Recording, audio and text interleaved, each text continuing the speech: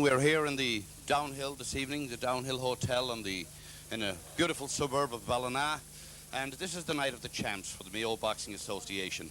It's the night when we welcome the people who brought honour and glory to our county, the people who brought honour and glory to themselves, their families, their clubs, to the county, the province, and of course to our country. John Gallagher from Balladreen, could I say thank you very much for the great work you've done for boxing in Mayo, and to your champ, your former champ, Terry Casey. Welcome to have you here. Delighted to have you here, and welcome ladies also. Thank you, Bush. Thank you, sir. Thank you very much for coming. You're welcome. Sean Corley. Sean Corley, former champion. You're very, very welcome.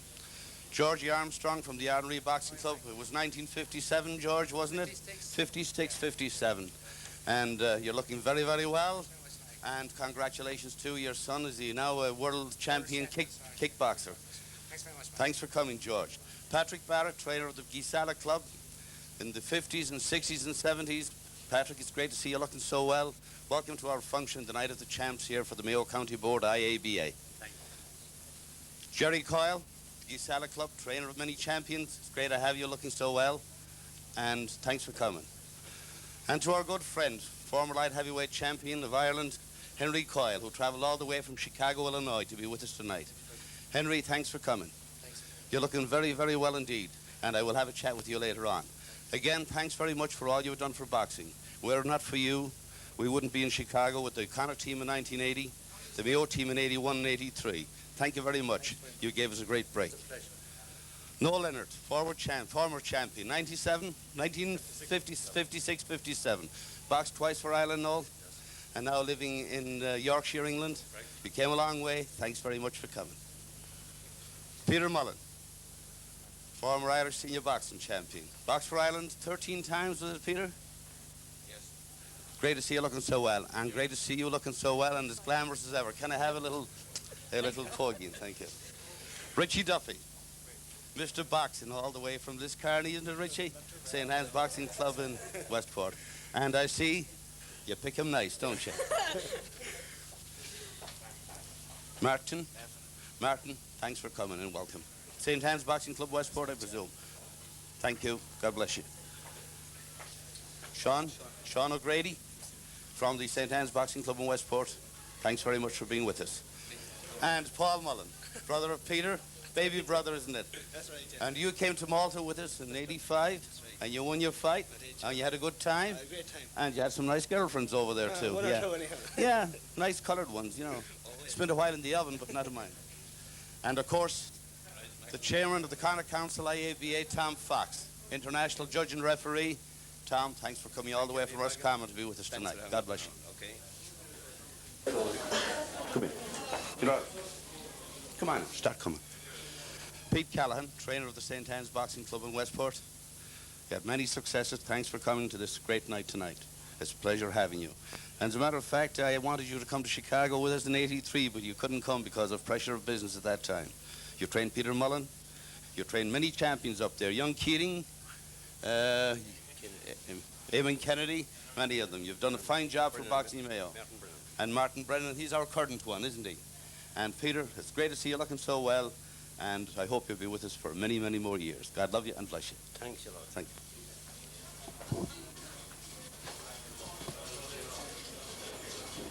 John, Yes, Smith.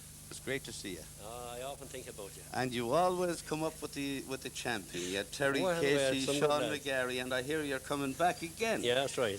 And I missed you out of boxing for a while, but you're looking well. Yeah, well, I was out for a while, all right, but now I intend to come back next year with a few useful lads. Good, good.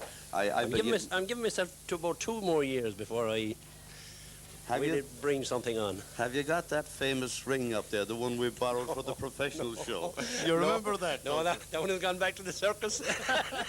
Thanks very much, Dan. It's Thanks, great Mike. to see you. Thanks a lot. Gallen, you're welcome. Thank you, Michael. Thanks very much. And it's great to see you here. You're trainer of the Castle Bar Club now. Yourself and Johnny Collins are doing a very fine job up there. Right, yes. It's a great pleasure to be here on such a historic occasion. I would say that we'll never see the situation again in my lifetime, and I feel honoured to be here and part of the overall event. Great, Paddy, and it's 50s. We're talking about the 30s, starting at the 30s. It's now the 80s, and I doubt very much if you and I will be around again. I doubt it very much, Michael, that we won't have a repetition of this event ever in our lifetime. Like, so we might as well make the best of it tonight and enjoy it, like, and reminisce, talk about the 40s and the 50s and 60s and 70s and 80s. I'm sure you'll have to say a word of that fine trip we had to. Was it in 81 we went to Chicago? Yes, yeah. I'm sure you're delighted that Henry Coyle, who's responsible for that, is all the way with us from Chicago tonight. Yeah, I'm really enthralled by Henry's making the in a position to attend the event tonight, like, because it brings back many fond memories and great reminiscences with yourself, Michael, and surely it was a trip to be treasured, like, for the rest of my life. Good, Paddy, and we had a great time.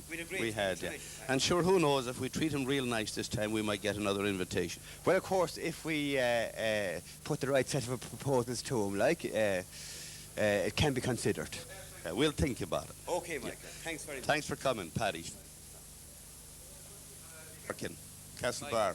Great to be here. Wonderful of you. Former Irish light heavyweight champion. What year was that, Sean? 1957, Michael. 1957. That's the Long year time ago. That's the year I left for the States. There's a lot of water gone down the Moy since. There surely is, and some great champions since then. And you're looking very, very well and fit. And it's great to see that you're so involved in boxing. You're on the standing committee of the IABA, and you're an international referee and judge. And of course, you came with us to Chicago in 1980. I did, and had a wonderful trip there and a wonderful time. And there, as I said, your country, the heart of the role. The people over there, the way they looked after us and the way they turned out to the boxing. And it was one of the highlights, I think, of the boxing period that Mayo have been involved in. Sean, you have a high rating as a European judge and international judge as well, don't you? Yes, I got the European Judges Badge in 1967, and after that I got the World ABA Judge, which means that the allocation that Ireland gets 8 places. I've been privileged to fill one of those, having done the ABA examinations. Well, that's very good, Sean, and it's great to see people like yourself who, having boxed and sweated it out and won titles and then putting so much back into the game. The sad thing about it is that we have so many people who do win titles, and they're very involved, and then when they stop competition, they drift away and they don't put anything back into it. I think full marks are due to yourself and Johnny Collins and Johnny Hamrock and Paddy Kilgallen, guys who fought and competed down the years and then set back into training and administration, and full marks to you for it. Yeah, well, it's true, Michael. I always indicate in our club that when we have a good young boxer, we should encourage him to come into the administration of boxer when he finishes his career. And by way of becoming a judge first, an assistant trainer in the club, and eventually a referee. I think we have had some wonderful lads, and as you say, we've been very fortunate in the Castlebar Club that we've had the like of John Hamrock, Paddy Kilgallen, John Collins, Larry Mchale and many more who were in the ring, boxed for the club, and then came into the administration of the club and helped out at the administration of the county board and the provincial championship and the provincial council.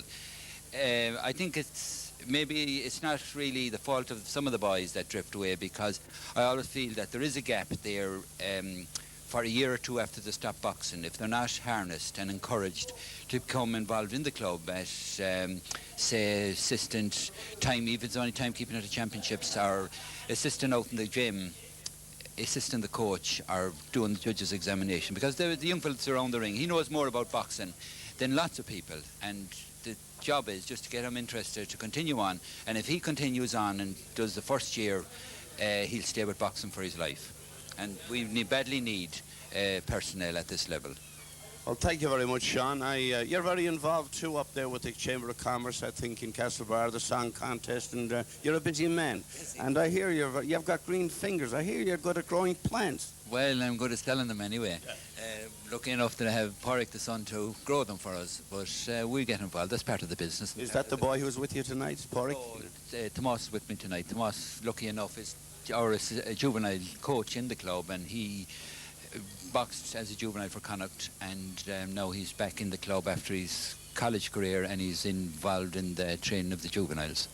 I'm sorry to know that to hear that Eamon can't be with us tonight. Your brother Eamon, who did so much in the administrative end in boxing in Connaughton, Mayo, he was a little under the weather. I talked to him on the phone last night, but he tells me he's all right and he'll be up and about in a few days. Right, Eamon intended to be here tonight, and it was one of the things he was looking forward to, but as you say, he was in hospital early in the week and he's just getting over it, so he sends his fond regards to all the people here tonight, and being, as you say, a former chairman of the Mayo County Board, he's fully behind this occasion, and it's a wonderful occasion for Mayo.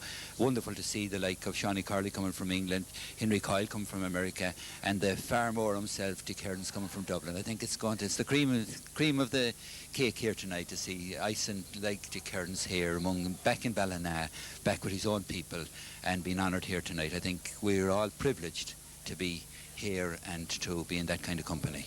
Thank you, Sean, and we'll see you later on. We'll partake of the wine and break of the bread and have a good night, like Kunijay. And thanks for speaking with us. Good morning. Well, getting back again to the Night of Champions, I have here with me a former Irish boxing champion, a member of the Ardnaree Boxing Club. His name is Barry Donnelly. And Barry, it's great to have you with us tonight. Thanks very much, Mike. Thank you. Delighted to be here. You're here with your beautiful wife, and you're living in Ballina, working for Untitled Chapter. That's right. That's right. Doing as little as I can for as much as possible. Yes, that's the name of the game. You're working for a good organisation, and of course you have a very fine man up there looking after things in the person of Eamon Malloy. That's right, Eddie is. That's not a bad boss at the moment. Of course, the other one of the Malloys, very cooperative to her. Of course, I'm talking about our beautiful Joan. Oh, yes, a grand lady, sure as God. Very nice to the public. Getting back to your boxing, Barry, there, you won an Irish title in what year? Back in 1956. 56 is a long, long time. There's a lot of water gone down the Moy since. That's for sure. What weight was it, Barry? Well, the first title I won was at 5 stone 7. Schoolboy 5 stone 7.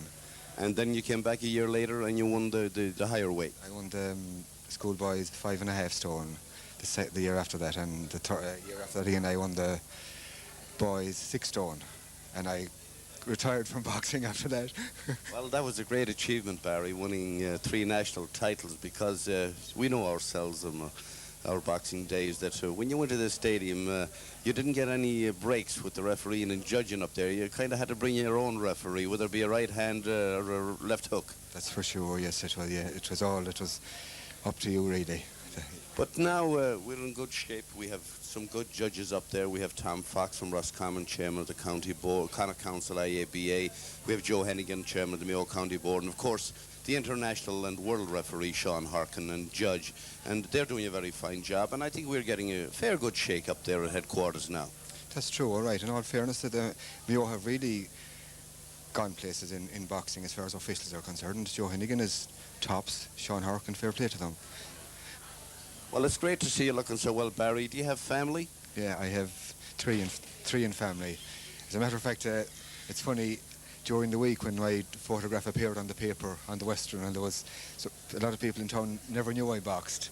And one particular gent came along and he couldn't believe it, and he said to me, tell me, he said, you have a family? Oh, I said, yeah, I have, yeah.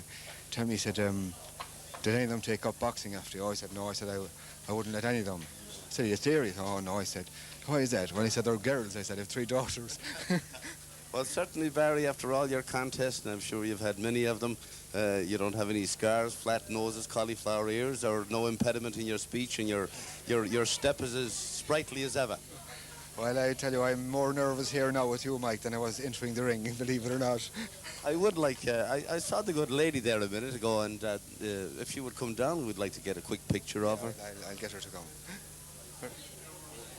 Well, look, getting a pint for Barry, and she just arrived, but we made her leave the pint over here behind her. And welcome to Mrs. Donnelly, and she likes to be called, her real name is Gabriel, but she likes to be called Gay.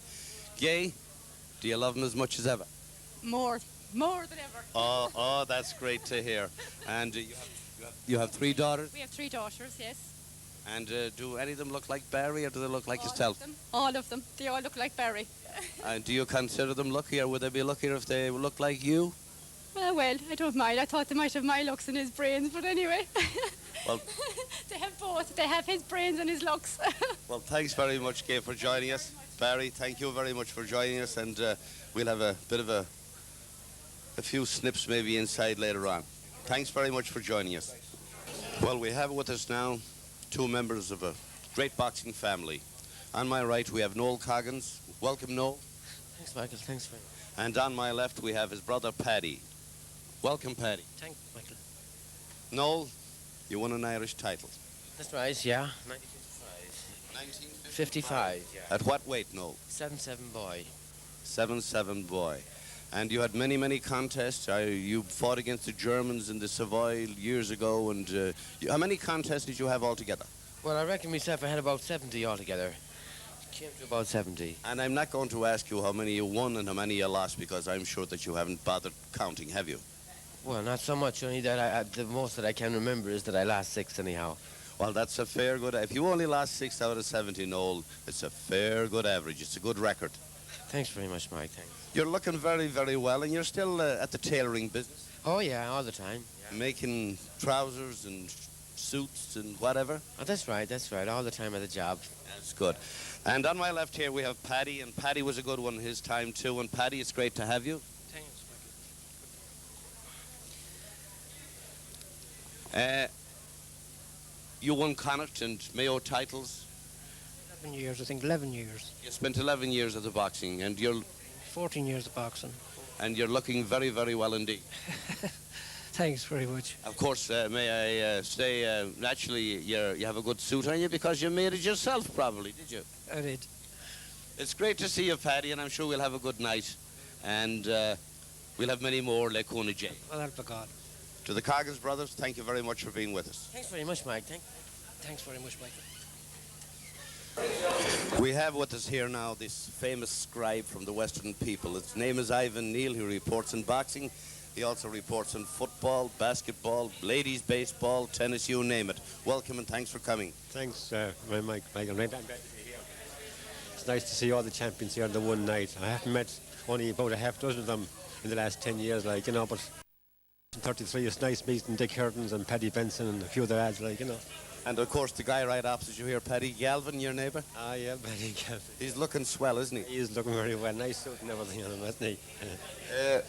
Ivan, you've done tremendous work on reporting and boxing down the years during my involvement, and whenever you've always made sure to be at our tournaments and to have a flashman with you for taking pictures. And on behalf of the boxers and the county board, I want to thank you very much and to say thanks very much to your very fine newspaper, the Western People. Thanks very much, Michael. Thank you.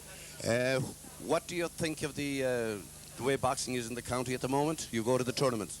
It's well organised. It's well organised. There's something like 26 tournaments in the season, they're starting out them. They're well organised. They're held in the night. They're fixed for, there's no postponements.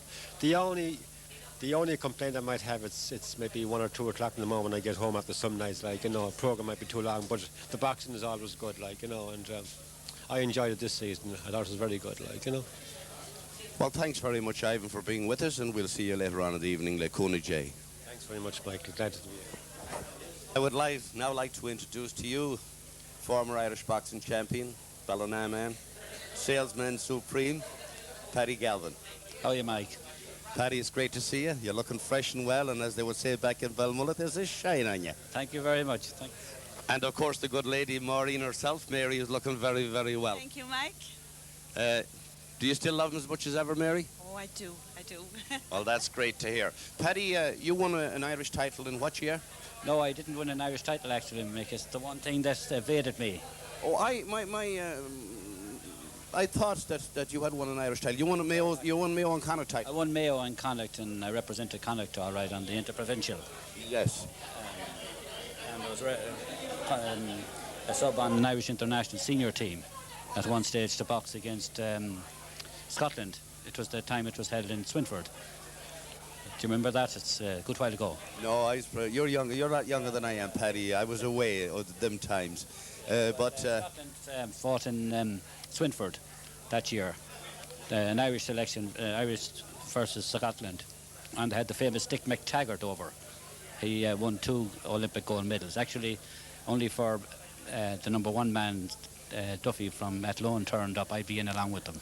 and I'd say I probably wouldn't be here today. Well, who knows? You might have won an Olympic boxing medal, you know. You're looking very, very well, Paddy. Your business is going well. You have a nice store in the Market Square in Ballina. Thank you very much, And Neal. a nice store over in the Bunree Estate. Yes, yes. And I know your boys, and I know your family, and of course I know your Daughter. Eleanor very well. She comes to see us, and it's Okay. great to see you. Let me say a word with your wife for a moment. Okay. Maureen, you're looking beautiful. Thank you. Thank you. And it's great that she came tonight. It's going to be a good one. It was our honour to come. I was just saying to Paddy tonight, it's funny how an Irish title has evaded us. It evaded Paddy, and I think it evaded my father as well. He's Hey. never won an Irish title. Your father was a boxer as well. Yeah, Eugene Doherty. Eugene Doherty. Yeah. He lived in the Market Square, didn't he? Yes, actually I have a book belonged to him with Dick Hearns and all those men of that era, 1930, 34, 35. You know, they used to sign their book, a little book at that time. What do you call it? I can't put a name on it now at the moment. I was only looking at it there a couple of weeks ago. I remember being up in your brother's house, Angelo's house, in the Market Square. I saw a picture there of a boxer, all right. Yeah, That is the man you're talking about. the man I'm talking about. Well, thanks very much for coming. Sean Corley, could I welcome you? And thanks for travelling all the way from London, England, for being with us tonight. Look around. Sean, you boxed for the Castlebar Boxing Club and you won an Irish title at lightweight in 1960. Yes, that's correct. And boxing was tough in those years. You had some tremendous competition, didn't you? Well, you had Mayo and you had Nairn. It was very good in them days. You had very good hard fighters in them days. You've travelled a long way for this, and it's great to have you. Wasn't this a tremendous idea to get all you guys together after all these years for to have a drink and a bit of food and a dance and to reminisce and talk about times gone by? Well, it was, yes. And it's Joe Hennigan who contacted me. I think he's worked very, very hard at this. I don't know who else is involved, but he's the only one who's in contact with me. Yeah, Joe has worked very, very hard. As a matter of fact, Joe is the guy, he's the hubcap. It's working around him, as far as I know. You're doing a tremendous job for the Castle Bar Association in London, I understand. You're very involved in helping out immigrants who fall by hard times, charitable organisations. Is my information correct? Yes, it is, yeah. Tell us a bit about what you do. No, we try and help those who come over and help anybody from Castlebar who is in trouble or need in London to have no place, no return. Our association is there to try and arrange functions, arrange events to help them out so that they don't suffer hard times. It's a great thing, especially you take youngsters going over there, no job, maybe little money, maybe nobody to stay with, and it's great to have people like yourself who can, or yourselves and your organisation, who can give them the support that they need, because in a big city, a concrete jungle such as London is, it must be awful tough on a youngster getting in there. It is first if they come without any contacts.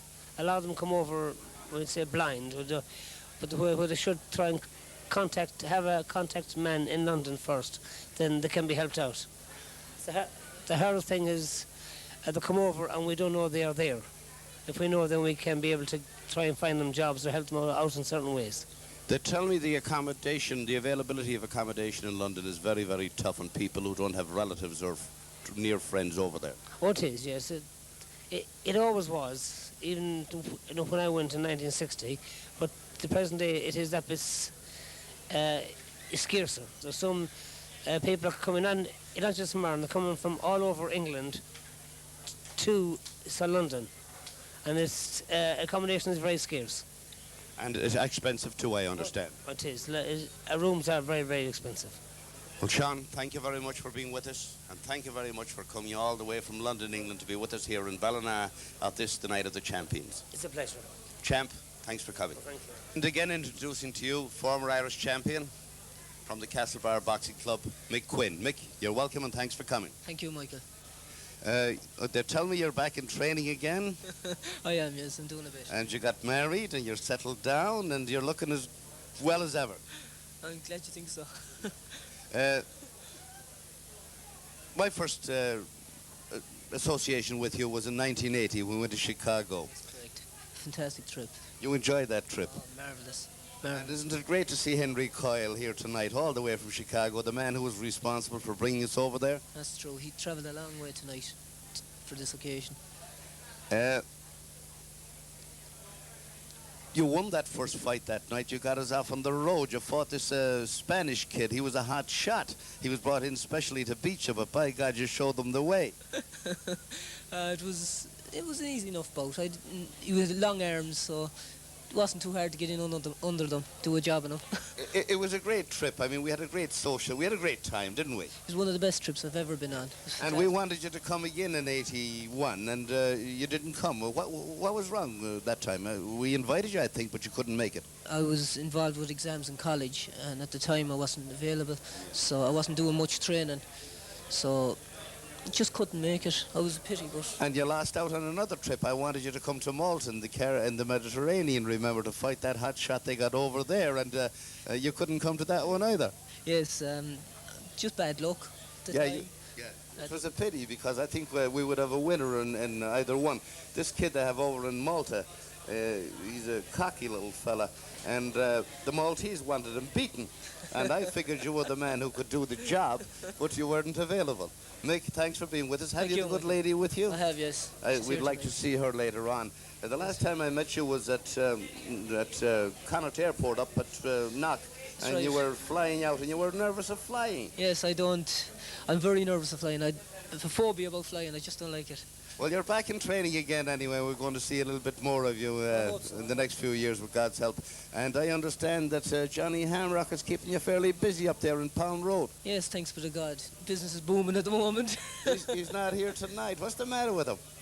I don't know. I think he had a prior engagement and he just couldn't make it. Yeah, he's a busy man. He's very busy with charities and that, St. Vincent de Paul and whatever.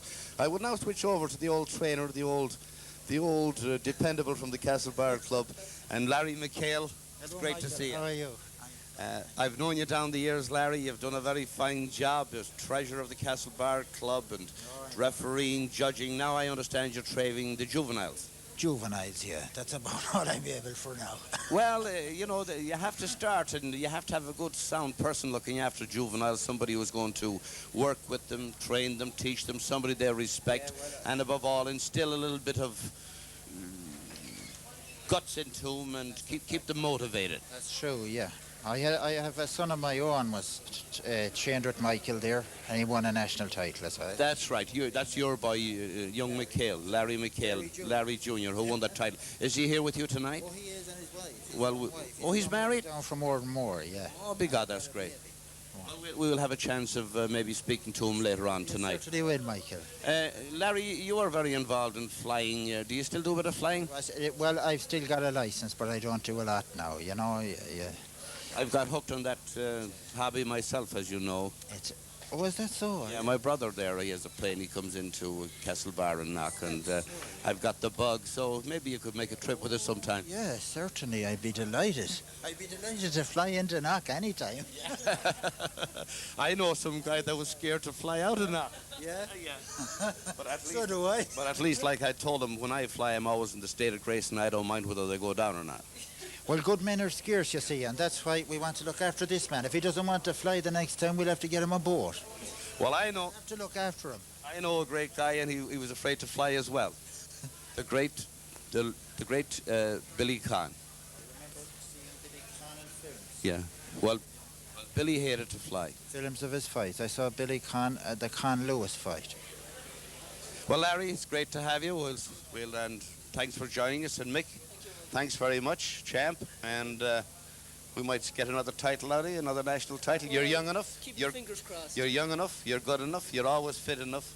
You've got it. Thank you. And if that good lady keeps you well fed and well loved, we'll see more of you. No problem there. Thanks, Mick. Thanks for being with us. Larry, thank you very much. Michael, and congratulations. John Mclaughlin from the Claremorris Club, Ballinrobe, former Irish junior champion, heavyweight champion, former Irish senior heavyweight champion. Welcome to the Night of the Champs. Thanks very much. You're from the Claremorris area, but you boxed for Ballinrobe, wasn't that it? I'm from Claremorris, a place called Irishtown. I boxed at Ballinrobe, or Claremorris for a few years. Then I lived in Ballinrobe, got married, and I started the club in Ballinrobe and took it from there, you know. You're now living in Navan and County Meath, are you? That's correct, yeah. You're with the ESB, is it, or the Post and Telegraph? Sunburn Post. RT. RT. And my information is that you had a club going up there. That's right, yeah. Still going, the Transport Club in Navan. Well, I remember well when you won both those titles, and there was one very, very proud man, and I don't know whether he's with us tonight or not, but he was very proud of you and will always be.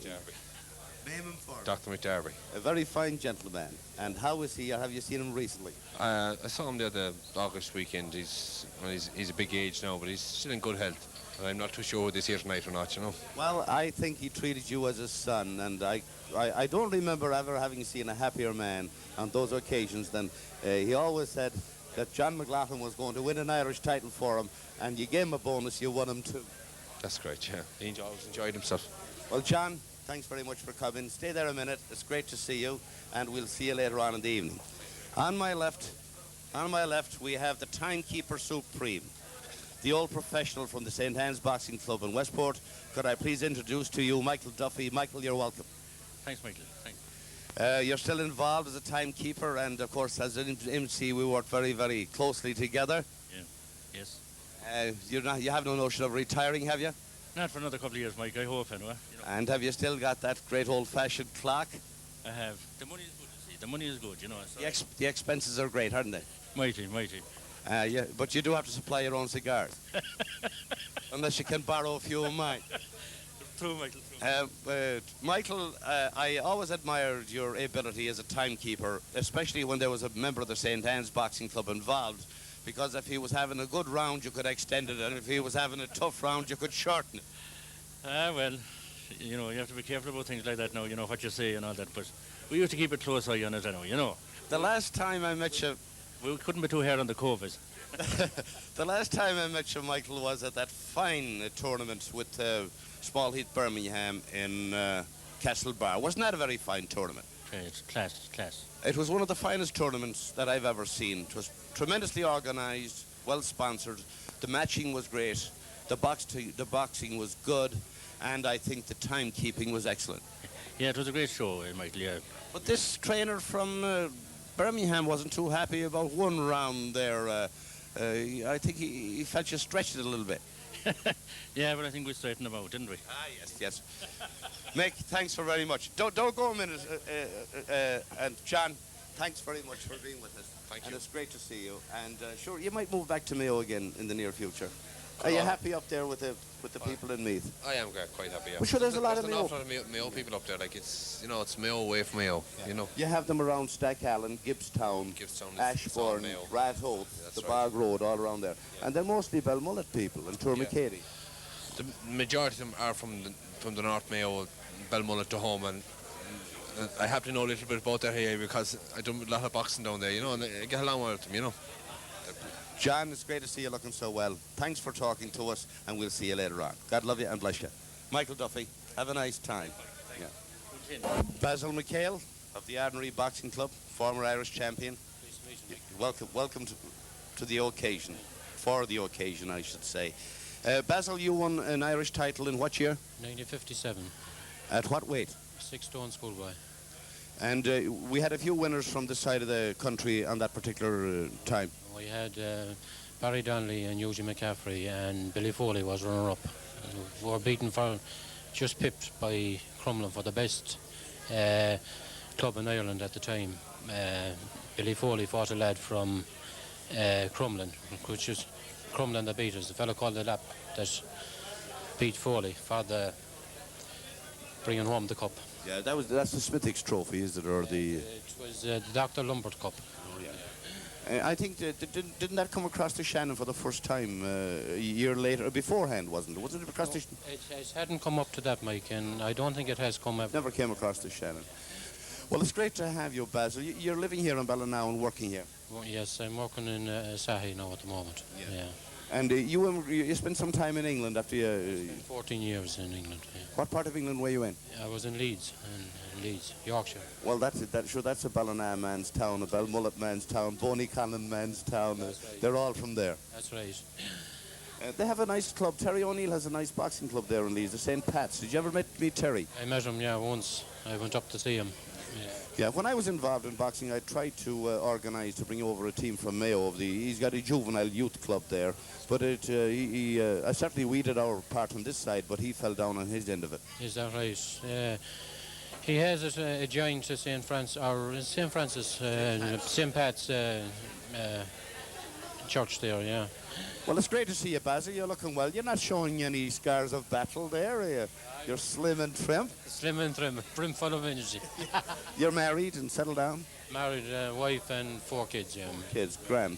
Of course, your kids would be young yet, wouldn't they? Well, one's 19 and I have them down as far as 5. Yeah.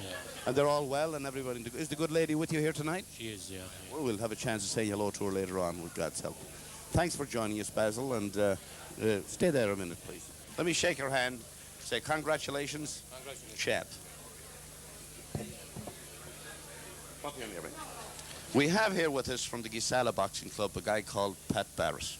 Now, Pat is a brain on boxing. He works with the pros in England, around West Beach and Stamford, came back, trains the Gisala Club, looks after the juveniles and the juniors. And Patrick, it's great to have you with us. Yeah, thanks very much. I'm sure you're delighted that Henry Coyle came all the way from Chicago to be with us tonight. Yes, I'm very glad of it because I think I was the first to put a glove on him, tie the gloves on him and take him into the corner. I think I remember that night well. That was in 1952 when the Gisala Club when Father Joe Hart started, and you were the trainer on that night, weren't you? Yeah, I believe you brought me in to train there. Yeah. You see, I used to be around the Midlands of England, and of course, in the war, I had to take part in everything. And I trained, and I went along to the Army clubs and the RAF.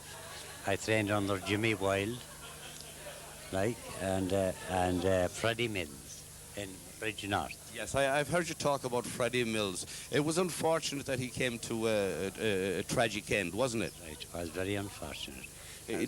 I remember the night when I heard the news, and it was somebody you knew, you know.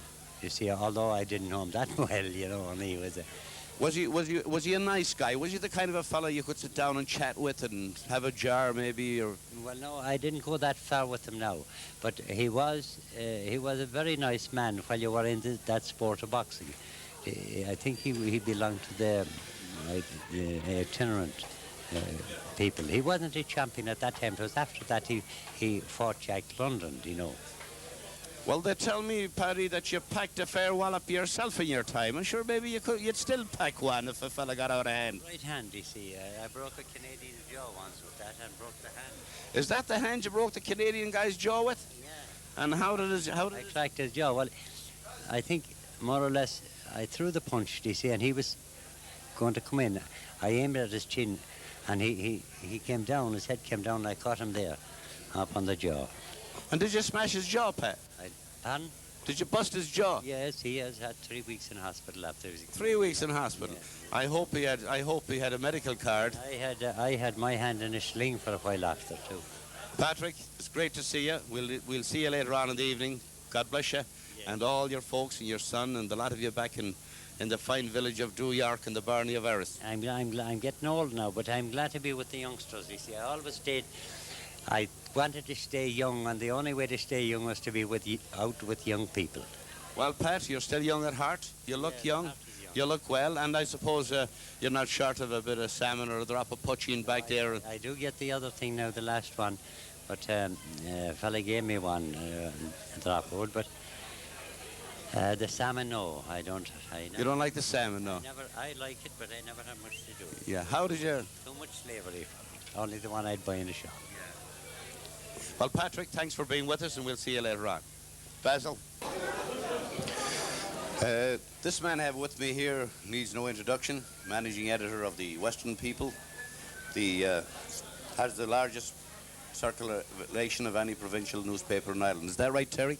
Well, not quite, Mike, but it has a large circulation, right enough. Yeah. I'm speaking, of course, to Terry O'Reilly, managing editor of the Western People, a great friend of sport, football and boxing. And Terry, I want to thank you very much for your great help when I was international administrator in bringing the trips to Chicago. Well, pleasure to help you, Mike, because it's a great night for Mayo boxing here, but you've been involved in boxing for a long, long time, going back to the Erris days and in Chicago and back in Mayo again, and it's always a pleasure to help anyone that's involved in sport like that. I would like to say a special thanks on behalf of the boxers and the officials and members of the Mayo County Board and Connacht Council of the Irish Amateur Boxing Association and say a special word of thanks to your newspaper for the tremendous work you are doing for us in reporting and taking pictures and helping us in every way. And I would also like to say a special word of thanks to your reporter, Ivan Neal. Ivan was with us here earlier on. I said hello to him. He does a tremendous job for us. Yes, well, Ivan is a man of sport, and no matter what the sport is, Ivan is quite happy to be out there, whether it be in Swinford for a boxing tournament, or in Henry for a boxing tournament, or in Mchale Park for a football match or a hurling match or whatever. Whatever the sport is, Ivan is here and wants to be involved and is involved. And I'm delighted that he's such an interest in boxing, because boxing is an amateur sport, and anyone who's involved in amateur sport, taking kids in and training them up and giving them a useful discipline, people like that are to be applauded, and it's nice to see that we can help in some way to further that aim. Ivan, you went to America there with the Stephenites. He did some very nice reporting. Yes, Ivan has been over and back. He's been to Chicago, I understand, with the Boxers once or twice. He's been to America with the Knockmore team, with the Gary Moore team, with Ballina Stephenites and with Morrison. And he holidays out there in the wintertime, Florida and California and all those exotic places, and he is perpetual tan. He doesn't get it in this country, Mike. He does a lot of travelling right enough. He seems to have a nice lifestyle. Your photographer too, Henry Wills, came with us to Chicago on a few occasions and did a tremendous job. Of course, he's very interested in sport too, with basketball and whatever. And this other guy you got, Farrell, is it Farrell? Yes, David, yes. Well, we're very lucky in that regard that Henry and David and Ivan, people like that, don't regard sports covers as a chore, because as you said, Henry's involved in the basketball. He's a founder member of the basketball club here in Ballina, which is in the National League Division 1. And David Farrell, of course, is an administrator in the Mayo Soccer Association, and again very deeply involved. So it's great to have that involvement, and they don't just cover the events, but they have an active interest in them, and not alone have an active interest in them, but they're actually promoting themselves in some sphere or other, which is marvellous, because they know what the community is about, and they see that as their role to project in the best possible way the image of whatever the sport is, and it's a nice thing to see it happening that way. Again, could I thank you, Terry, and say thanks to Dennis Daly and Peter Maguire and the girls in the office, and your brother John Riley and his assistants in there for their help and cooperation and kindness and courtesy down the years. And I'm sure that we can depend on them and you and your newspaper in the future. Thank you very much, Mike, and every success on the night. It's a marvellous milestone in the history of Mayo boxing. We wish you well, and we wish the association well in the future, and we can be relied upon at any time, night or day, to come to your help in whatever way is required. Thank you very much. Thank you, Terry. And you're very involved in the Stephenites. Well, my own sport is, I suppose, originally I was involved in athletics, but became very much involved in the GA and, of course, the local club, Ballina Stephenites, the most famous club in the county and the most famous club in the province, in fact, has won more titles than any other. So it's nice to see that we have such prominent clubs in this region, and I like to be involved, and I'm delighted to be given the chance to be involved. The Stephenites won the senior championships last year against the odds there. They beat Castlebar in the final, wasn't it? That's right. They won their 34th title in 87, having won it 2 years previously. And they were only beaten by 1 point in the Connacht final against the Roscommon Gales team. And the Roscommon Gales went right on to the All-Ireland final and were beaten by a narrow margin. And it's good to see that we have the level of commitment and the level of talent, both in, well, not both, but in sports like the GA and in the soccer and in basketball and all that. Ballina has a very, very high standing when you look across all the sports on the national scene. Fall out once in a while. But very rarely, and by and large it's a very, very good and very healthy relationship. Yes, of course that remark of mine was in jest, as you know. Thanks, Terry. Thanks for your time. Thanks for being with us. And again, thanks to you and your newspaper. Thanks, Mike. I have here with me now, on my right-hand side, on my right hammer, Mrs. B. Cahill, who is the widow of one of our great boxing stalwarts of the past, Inspector Joe Cahill of the Garda Síochána, who was stationed here in Ballina for many years, was a tremendous worker for boxing. And on my left is his daughter, Maura. Maura is a teacher of the vocational school in Moyne College here in Ballina, doing a very, very fine job. And they both speak fluent Gaelic, and I think, in deference with those who are Gaelic speakers, that we should say a few words through the medium. Tá fáilte rót, Mrs. Cahill. Gur míle mai go tahas ar bhéin seo. Agus tá an ró darm sa go tú ná an hacht. Well, tas orm go danig me. Agus ta scafte mór an seo buis le dí agus a súlagan go mé ihe waithach go léir. Well, tá mé cyfri go mé, ach tá an ród arm sa gúil tún seo gíthe agus a gól, mar chuile úr ecis mé tú is a criniúar gíide tá tú. Beidir go grinneoha mé rint nocht ma jefn an fáil. Is cunne de leabhar a fóca nocht, má tána ticéidí seo an ghuiar ar fád, agus ní bheitúna an mór an airige deáil a nocht. Ba tá so go sin. Ach bé lá le gin buir, tu go bhís teathgad sarhád a crinneú a ríist. Well, Mrs. Cahill, I'm sure you have many memories of your late husband's involvement in boxing. He was a great man. I'm an ex-member, a former member of the Garda Síochána myself. I know him very, very well. And I know that you miss him very much. He's been away from us now for a long time. When did the inspector die? Séflína Diego hen. Séflína Diego hen. Ba go níana G grás tarano. Tá mi cinse gohfuil sé fécinn sí sáin an nocht. Agus ba bhhail leis a bhain seo bríd. Ba bhhail cinse. Agus ba bhhail latsa agus liomsa agus le mór agus le de whackpark da me chin seo go mai. Tá ceart agad tacht tuildé go gent agus tá mi lántáasta go. Síl maithe gin haidir spéisisin seo agus níor casú dunar bí ríomhar mar ócó sunna sásal in a bheithe. Duine bhí sé lántáasta le sin. Sminnig a dúirt me sin leis báilmsa de mé mé leach go háasta leis. Sin mar bhí sé. Focail agam le móra de inín seo. Móra? Couple of go mé mé leir le an nocht. Dúirt siúliam díocht díos móra goid, agus tá an bhród ar gur hanigtam. Gur mágad. Bhí tú mála fáil na ticéidí bhí páirce ar an gléochán sa trónhóna tóíoch ticéidí agus bhí péir a fáca agus fuórtú in péir a jearnach. Well, ceap me go méid séisina teach ar íire, so nach séisina an teach dúirt me go mhád am bháthair bheith an seo agus go deach mé éanaach le hé. Tá tú múnúscaile héar an hálann sin goláiste bhain agus tá tú angraithach agus a ddíanhána bhar chóla. Ó, an tamar fad, ní tuchttar sos a bit doing. Ach, the one or him is just talk Coggins. Later on, inside, having a little meat and cali and wine and whatever is going. I have here with me Mr. Joe Hennigan, chairman of the Ardenry Boxing Club, president of the Mayo County Board IABA, PRO for the Connacht Council IABA, PRO for the Mayo County Board IABA, and also international administration for the Mayo County, international administrator for the Mayo County Board IABA. Joe is also an international judge. Does great work at the stadium. Joe, it's great to have you. And before I ask you any questions, before I say any more, I would like to compliment you on the work and the effort you have put in to organising this function tonight, the night of the champs for the Mayo County Board. You have contacted those people in America, in England, and wherever. They are here. They're here from all over Ireland. And you've done a tremendous job, and I've talked to a few of them here tonight, and they're full of praise for your efforts. As they described it, you are the hubcap around which the wheel worked. Well, I'm glad to be involved with the Night of the Champs.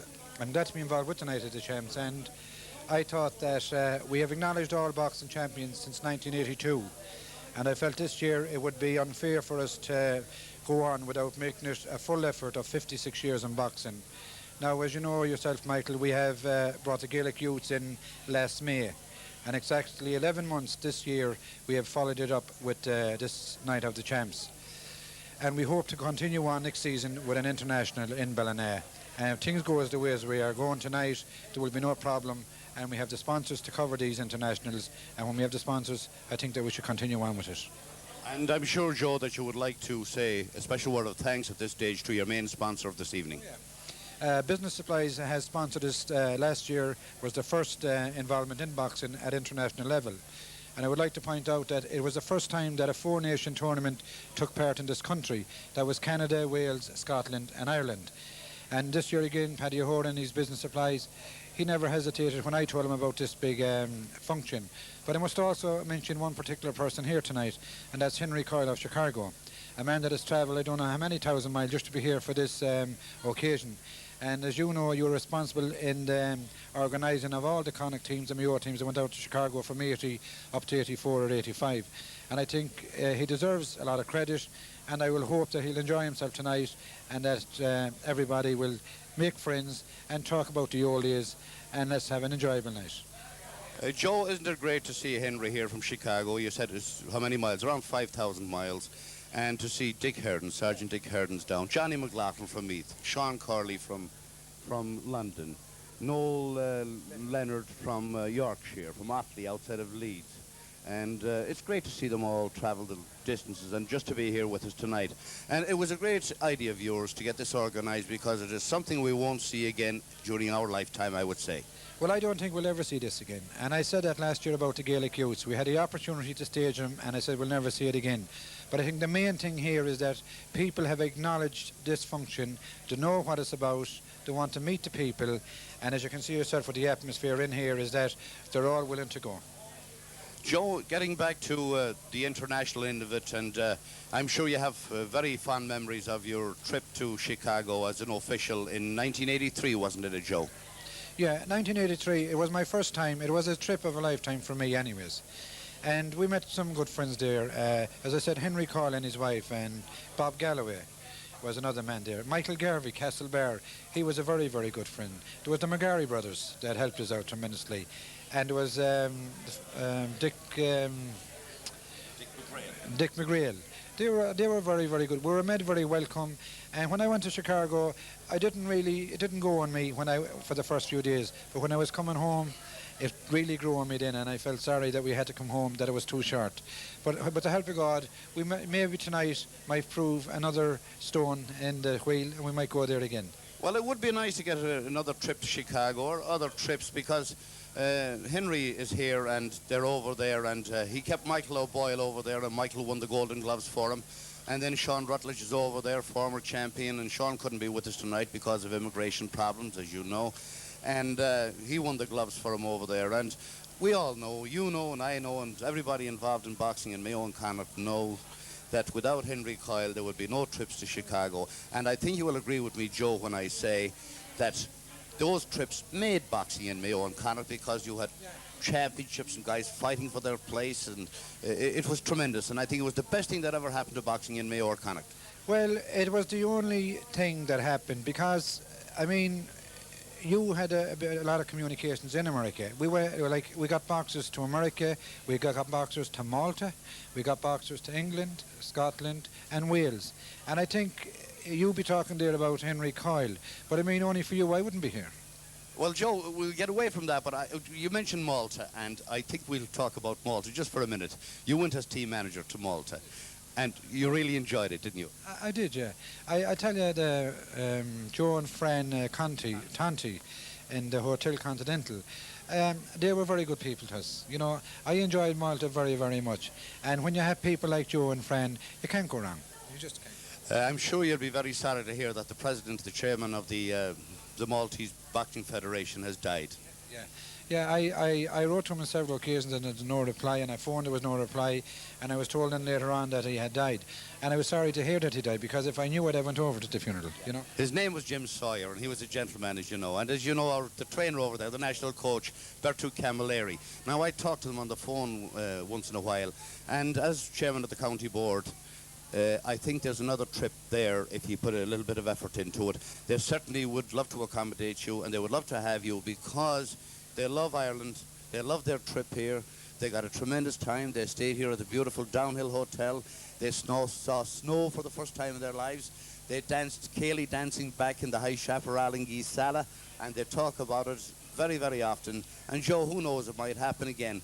And we met many friends out there, the boys had a good time, and above all, we had a 6-1 win.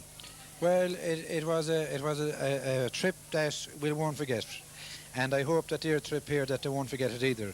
But in saying that, is that it's good for our boxers. There's something there at the end of the day for them to be rewarded if they put enough into it. And like we're promoting boxing here in Mayo now, and with the help of God, as I said to you, maybe Henry Coyle can do something, maybe Joe or Frank can do it in Malta. Just keep our fingers crossed that can happen. Yes, thanks very much, Joe, and of course during the evening we'll have another word with you. Congratulations on the tremendous job you've done.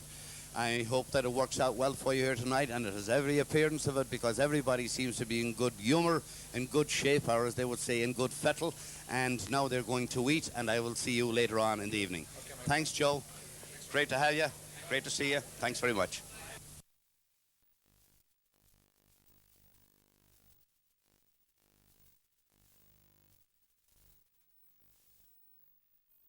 I want to introduce to you our people at the head table. On the extreme right is Mark Jordan of the Mayo County Board. Next to him is Father Frank Judge, who looks after our boys here very well in Belmullet and Ballina, just recently transferred from the Gisala area in Belmullet. And Frank in his time was a fair bartender. He did a good job at Howard's Pub, Ballina, on one occasion. Next to him is Tom Fox from Roscommon, Chairman of the Connacht Council IABA, Judge and Referee. Next to him is Felix Jones, President of the Irish Amateur Boxing Association. In the white shirt is Joe Hennigan, President of the Ardery Boxing Club, President of the Mayo County Board IABA, PRO Connacht Council IABA, International Administrator for the Mayo County Board, and doing a very fine job. He is also an international referee and has been selected to travel with the Irish team to Nova Scotia during the month of May.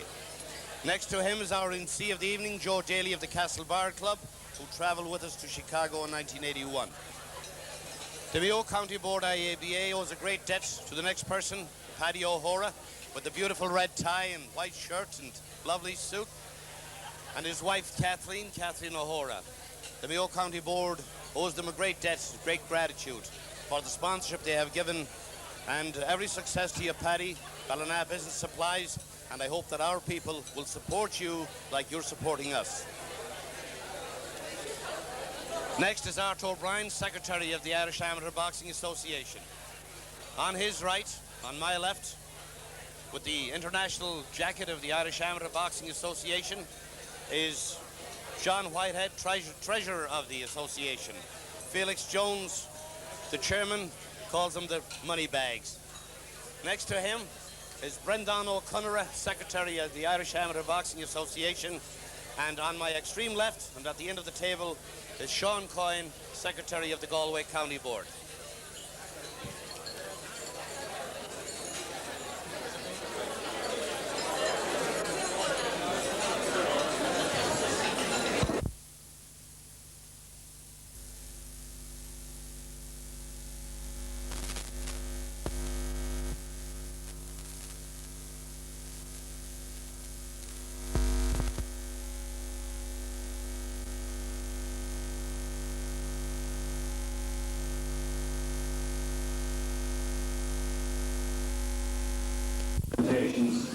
The President of the Mayo County Board, Mr. Joe Hennigan, who is also the brains behind this function here tonight. The main organiser did all the research and all the hard work to make these preliminary presentations. The President of the County Board, your organiser, Mr. Joe Hennigan. Joe Hennigan is now going to make some presentations. They are indeed preliminary presentations, they're called, to the people who won championships here in Mayo. Make presentations to our county boxers.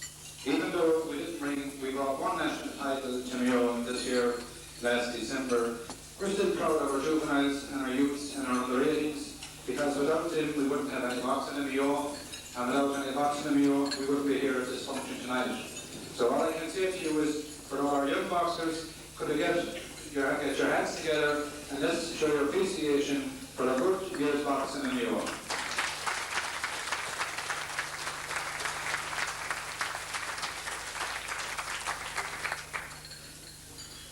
The sponsors are very important, and nobody knows better than we do, because we have to go around year by year by year.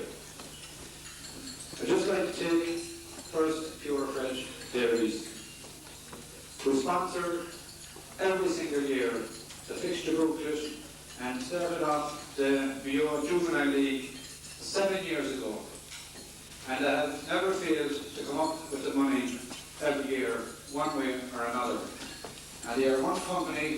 we're 100% sure of getting sponsorship Furlong. We have a manager here tonight, Mclaughlin, who has done a great deal for us and is the cause of having these presentations here tonight. It's his financial help that helps us to build functions like this. And I think when we go out to buy stuff, we should think of the people that keeps us in boxing, because if we don't think of them, they won't think of us. And if we give a little or we're getting a lot, we'll be all happy. But we compare to a big round of applause.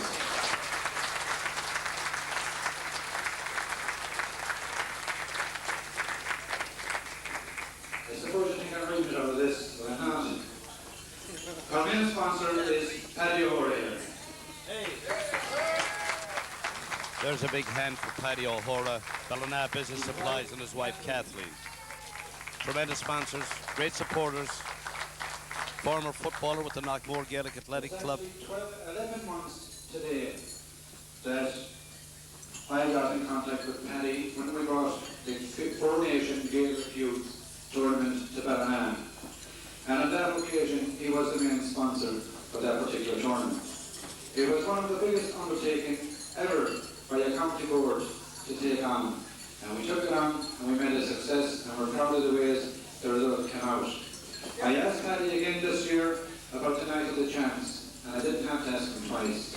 He's a former boxer himself. All his family were involved in boxing, and he likes the sport, and his answer to me is, there's no problem. Once he gets a good show, he'll sponsor it. He has come up here tonight with top money to sponsor this show. And I would like you all to give a round of applause to Paddy O'Hora.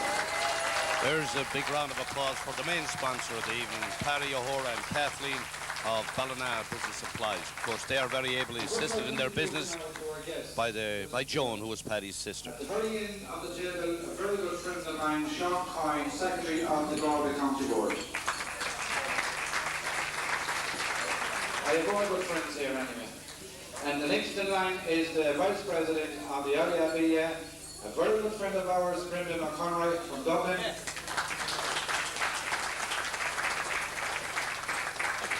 The next gentleman is the man that's taking the tab up for tonight, Treasurer of the IABA, John Whitehead.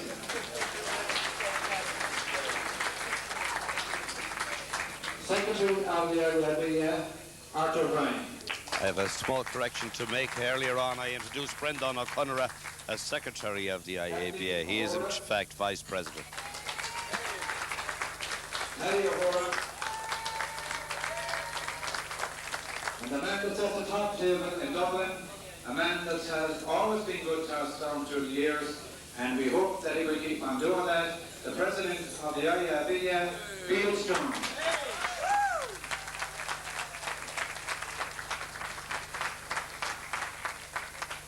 The next gentleman is a very personal friend, not only of mine, but of everyone in the county.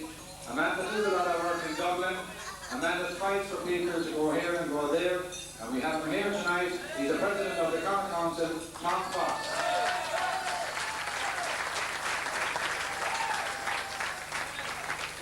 Tom is a very popular man. All of you that were at Mass tonight will know Has a pub in Athlone on the Athlone Road.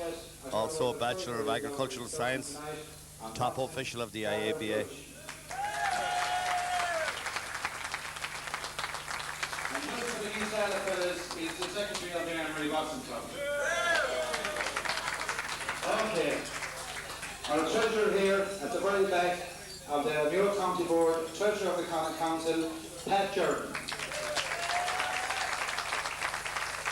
Paddy Jordan is now having his picture taken. The Mayo County Board, if you could stand up. At the back there, Mark Jordan. Mark Jordan. That is Paddy's father, Mark. Now, we get on with the presentation. The first presentation tonight, ladies and gentlemen, is in the under 18 grade. This young man just came into boxing around last November or December, and in his first contest was beaten. And that was the last time. From then on, he was managed by, or he was trained by an international and a very good national champion. Then he was joined by two boxers that boxed at international. And then he went three boxers. So he has 3 coaches. He had a total of 12 fights this season, only losing 3. He entered the under-18 championship this year in Dublin, and he was beaten in the semi-final, but we never take that away. It's what he does in the county, we honour. Stephen Murphy. Stephen Murphy of the Ballina Boxing Club is about to receive his trophy from Joe Hennigan, President of the Mayo County Board. That is young Stephen. That is Stephen Murphy with his trophy. Fine young man, and I'm sure will be successful in the years ahead.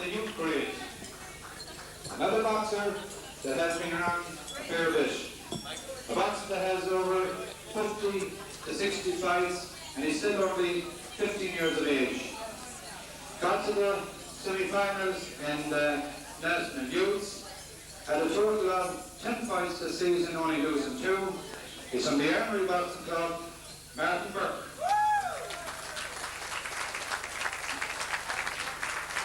And that's Martin Burke receiving his trophy from Joe Hennigan. Martin is with the Armory Boxing Club. Very fine young man. Section in grade A and grade B. So we go to grade B.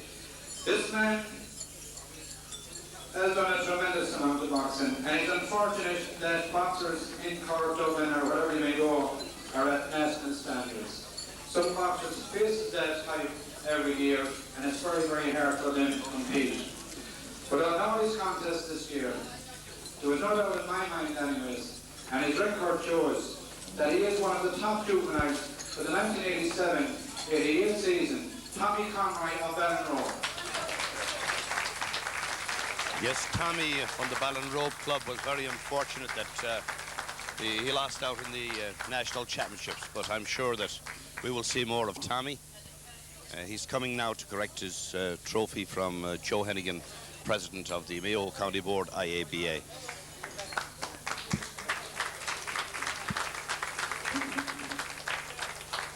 That is Tommy Conroy of the Ballinrobe Boxing Club. In the ballroom. 11 years of age, unbeaten this season, went through the finals as the national juvenile champion. It wasn't skill, it was determination and willpower that put him through. And as I said, he's unbeaten this season, and he's a young boxer that I feel will come out well. He's from the Swinford Boxing Club, Brendan Conlon.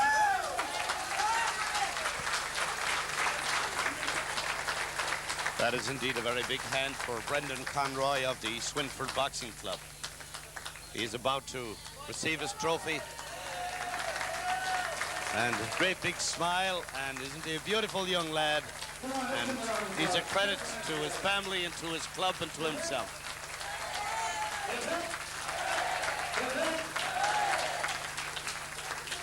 We also like to acknowledge our judges, our referees.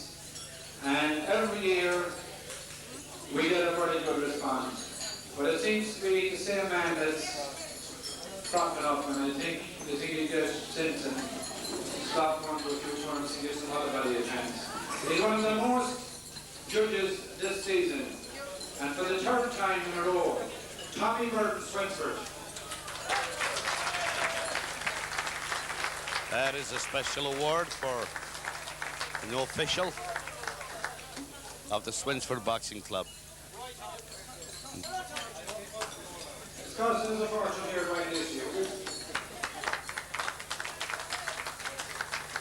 I think Tommy's a little bit camera shy. And judge. He failed to make the grade last year, but he has done it this year. One of our most active referees of the year, Peter Mullen Westwood. That is an award for Peter Mullen. And Peter needs no introduction around these parts. Former Irish senior heavyweight boxing champion, boxed for Ireland on 13 occasions. Fine fella, a gentleman. The best promoting club. We had some good tournaments this year, all over the county. We had clubs from Birmingham, Luton, Belfast, Dublin, Cork, all over. But I think the most dominating club in a year that had 3 individuals bringing them from all over. This goes to the Castlebar Boxing Club for the second year running. And we have Paddy Kilgallen here to receive the trophy. That is for the Castlebar Boxing Club for best promotional work of the season. And Paddy Kilgallen accepts that on behalf of the Castlebar Club. Presentation that's missing. But that won't stop us from announcing the club who had won it. Actually, they never lost it to win it. To have won this particular shield for the past 5 or 6 years, that proved to be one of the most active and more professional club in the county. The Swinsford Boxing Club has been the best New club this season. Can you give them a round of applause, please? And we will make a presentation later on to them, okay? That was a presentation for the Swinsford Boxing Club, the best club in the county for the 6th successive year. Nobody knows exactly about these. This is for a gentleman that gave around 40, maybe up more years in boxing. Very active in the juvenile grade. A man is very loyal to his club. He travelled to Cork, Sligo, Dublin, Cambridge, you name it, he travelled it. A man that has stood by all his boxers and hasn't feared to turn up at any tournament. It's my privilege and my pleasure to present this to Sean Sweeney of the Barrett Boxing. Presentation for Sean Sweeney of the Ballon Road Boxing Club for his dedication, devotion and hard work. Sean, of course, was very involved with the Mayo senior football team as well. Fine fella, a great stalwart, great man for amateur boxing in County Mayo. We will one more now and then I'll hand over to the MC. I don't know what to say about this gentleman. He's a man, I believe, that has given at least about 50 years in boxing. I have never yet seen him miss a tournament until this year. And I can assure you, he was very badly missed. He is a very, very good friend. They were like two as a company some years ago, but that gentleman has passed away. But he hasn't passed. He's here tonight in full spirit. Mark Jordan Castlebar.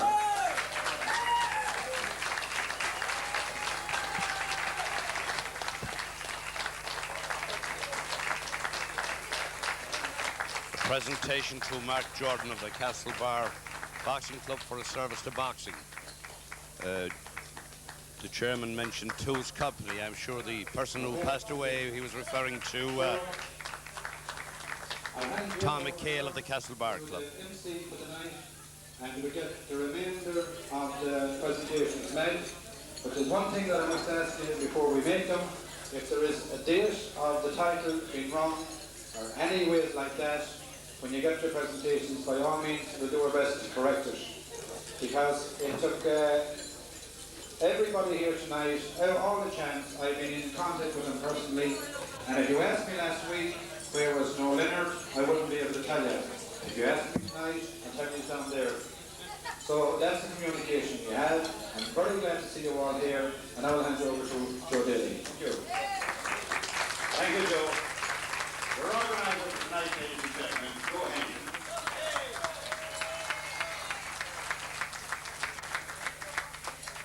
Now we have some speakers who would like to say a few words. And the first speaker I would like to call on is the President of the Connacht Council, Irish Amateur Boxing Association, Mr. Tom Fox. Tom Fox of the Irish, Chairman of the Connacht Council, IABA. Chairman.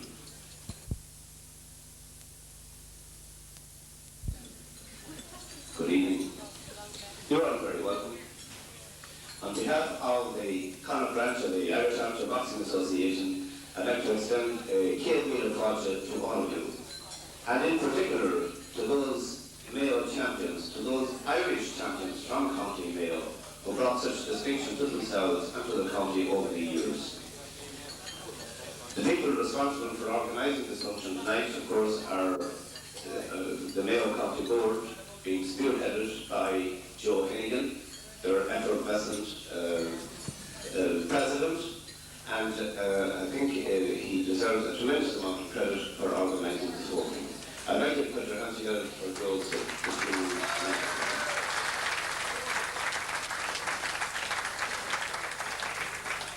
Since most of you are involved in the boxing world, I'm sure you're men of action and not men of words. So I don't want to break with that tradition, and I will terminate what I have to say, and I will now hand you back to the MC, Mr. Joe Daly. You're all very welcome. God bless. Thank you. Thank you, Tom. And our second speaker is the man who is the main sponsor here tonight. And without sponsorship, sport, in particular boxing, couldn't function. We rely on sponsors, and without the sponsors, we would have great difficulty in putting on our tournaments, putting on our shows. So I'd like you please to give a big round of applause, please, to Mr. Mayo.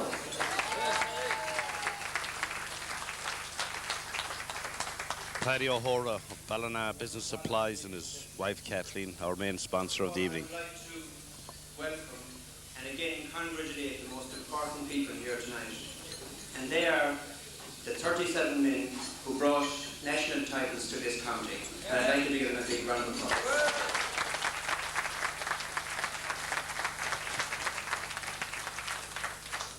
Because tonight, that's what it's all about. It's nothing got to do with, because we wouldn't need a sponsor if these guys hadn't won those national titles. And they have brought great honour to the county, great honour to their clubs. And it's something that when we get some success at a sporting level, it does something for our area. And I just hope that the young lads who are here tonight that it'll rub off on them. Next, I would like to thank Joe Hennigan for organising this, because this is something that takes a very, very big effort. And when lads go along over the years and they win county or win national titles, there's a big splash at the time. Lots of headlines in the newspapers, but then after a little while it all fades away, doesn't it? And they're suddenly forgotten about, and over the years then nobody knows about it. And I think it was a very good idea, a very nice idea, and something very special that Joe should have, and the county board, should have gone to the trouble of putting this on tonight. And I think Joe does deserve another round of applause, because he put a lot of work.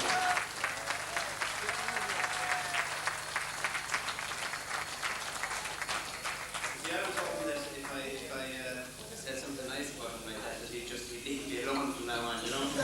So, you know, I just hope I've done my bit. Thank you. Thank you, Paddy. There are many people here tonight, I suppose, who could and should deserve to speak.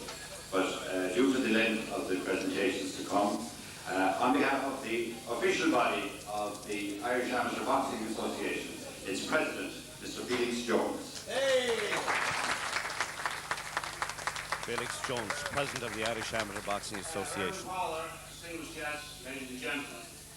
First of all, I would like to say to the Mayo County Board and Joe how delighted we were to receive the invitation, the office of the association, to attend here tonight. And you will note that there are 4 of the officers of the Central Council here with you tonight. Unfortunately, George Peters couldn't get up from Galway.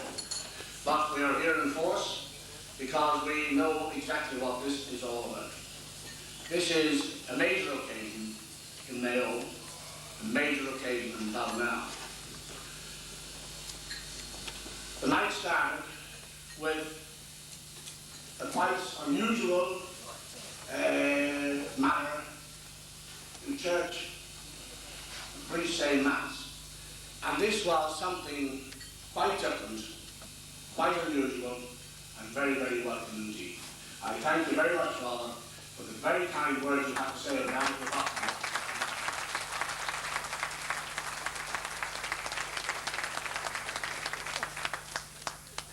I could talk about 37 boys, but that would be literally impossible because we would be here till tomorrow morning. But there are some boxers here that I believe I could mention and will national junior and senior title, Terry Casey from Ballahattereen. Now, Terry, I believe, is in the audience tonight. I think the last time we met was on a tour of the United States in 1972, when I think Terry is the only Irish boxer who is here tonight, who boxed in the Felt Forum in Madison Square Garden. He also boxed in Pittsburgh and West Orange, New Jersey, and he won on 3 occasions. This was an extraordinary feat for a young boy. Unfortunately, he left the ranks and decided to do a box little after that. Next man I would mention is Peter Mullen.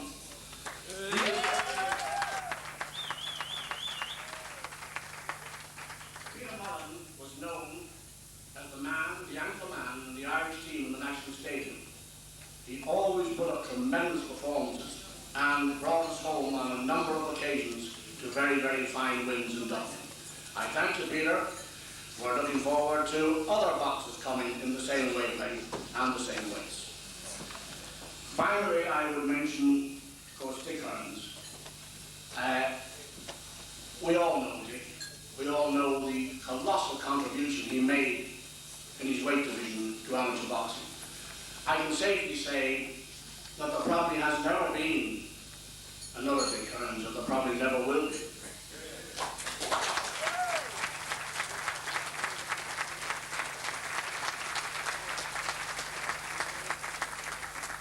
Any man who can box 44 times for his country and only lose 6 contests is a man of outstanding ability. And it's wonderful to see you here tonight, Dick. And believe you me, you don't look your age at all, and I'm not going to mention it here tonight.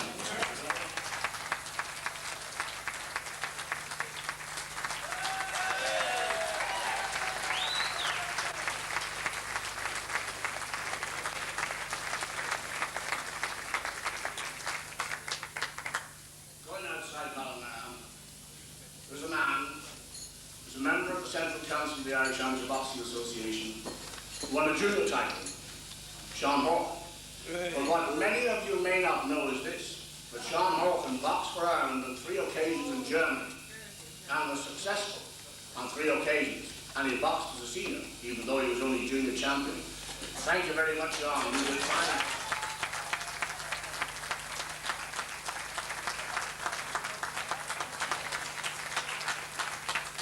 Sean, in fact, is the senior member of AIBA referees and judges in Ireland. Sean, I wish you many more years judging in the right way, as the fellow says, in Dublin. And finally, I come to Joe Hennigan. I don't know what to say about this man. His practice is impossible. I understand that this whole operation here tonight has been, in fact, organised, set up, and run by Joe Hennigan. And, you know, Joe, I couldn't do this, and there's probably nobody else in this room could do what you've done. I think you deserve enormous credit for what you have done for Mayo boxing and for Irish boxing over in Connacht. Thank you very much, Joe.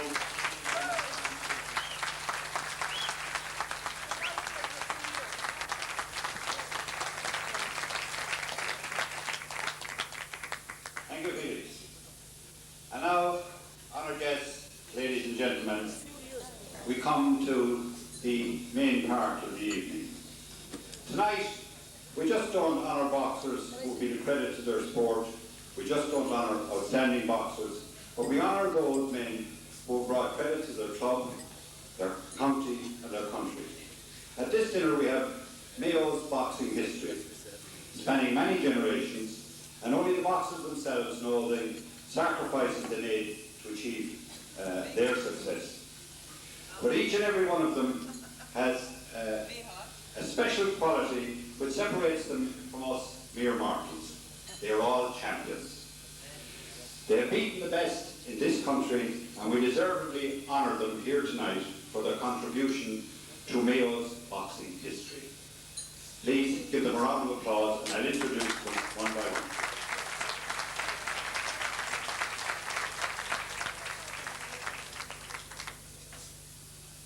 Now, I ask them to come up, maybe, if they come around. this way, and Felix will make the initial presentations. So we can get them on camera. We have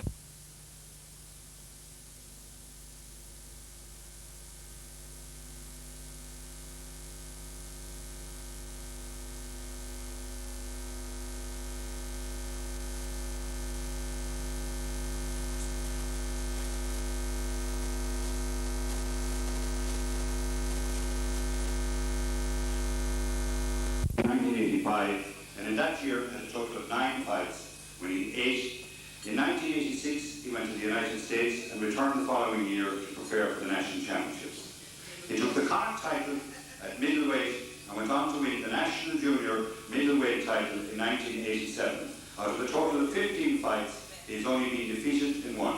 Ladies and gentlemen, the baby of our group, Martin Brennan, in that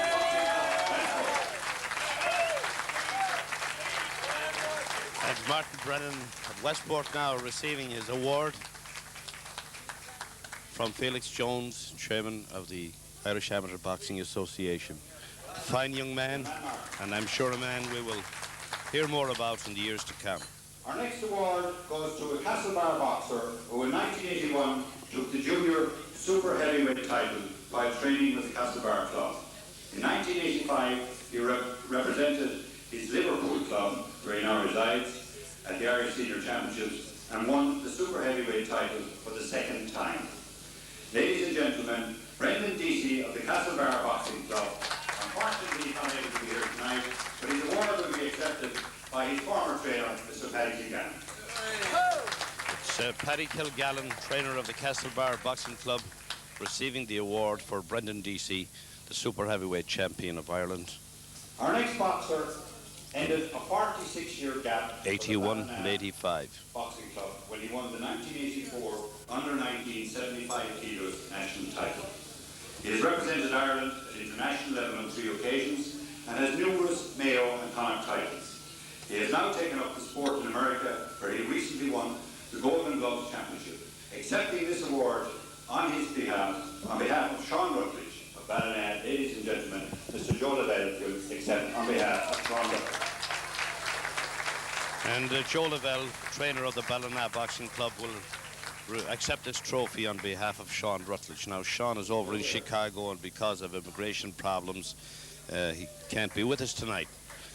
Sean was a very fine young man, and he's now in Chicago and being looked after by Henry Coyle. Henry is with us tonight. Henry, a former Irish junior light heavyweight champion. The man responsible for our trips to Chicago in 1980, 81 and 83, and he has done a very fine job with Sean Rutledge over there. Now, our next boxer took the boxing world by storm when he won 5 Mayo titles at juvenile and youth level. He's won 5 Connacht titles, juvenile, youth and junior level. In 1983, he hit the headlines by winning the Irish youth title, and in 1984 was the first and only boxer to date to win a national under-18 title. He's represented Ireland at the Gaelic Youth Boxing Championship, winning a silver medal. He represented his country on 5 occasions in all. Ladies and gentlemen, Frank Walsh Swinford, whose award will be collected by his father, Mr. Paddy. Yeah, that was for Frank Welch of the Swinford Boxing Club, and Frank is now working in England. He just returned there after a short vacation in Swinford, and of course he could not be with us tonight, but indeed his dad is here to accept the trophy on his behalf. His father is a very fine supporter of boxing, travels to all the tournaments, trained Frank, worked with him, and incidentally Frank had a very fine win with the Mayo boxing team in Malta in the Mediterranean. He was our team captain on that trip. Fine fella, well behaved, indeed a great ambassador of Irish youth. The second green man to win a national title. In 1974 he took the junior light welterweight title and was also voted the best boxer of the championships. He has represented his country in Russia at the European Championships, and he has had 84 fights, winning 79 of them. He turned professional and had 18 professional fights, winning 15 of them, but had to retire unfortunately due to an eye injury. Unfortunately, he can't be here tonight, but to collect the trophy on his behalf That is, on behalf of Sean McGarry of Ballahadreen, Johnny Gallagher. There's a big round of applause for Johnny Gallagher, the trainer of the Ballahadreen Boxing Club. We interviewed John earlier on, and he's back in the business again, and I'm sure he'll come up with another champion. Johnny Gallagher, the great trainer from Ballahadreen.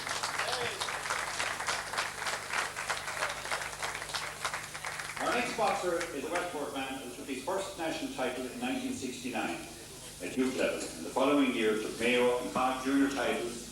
In 71 he won the Mayo senior light welterweight title, and in 72 he won the Mayo welterweight titles at senior level. In 1973 he made national and international headlines when he captured the Irish junior welterweight title. He has also been selected on the Irish team. Ladies and gentlemen, Charlie Keating. Charlie Keating from the St. Anne's Boxing Club in Westport receives his presentation from Mrs. O'Hora of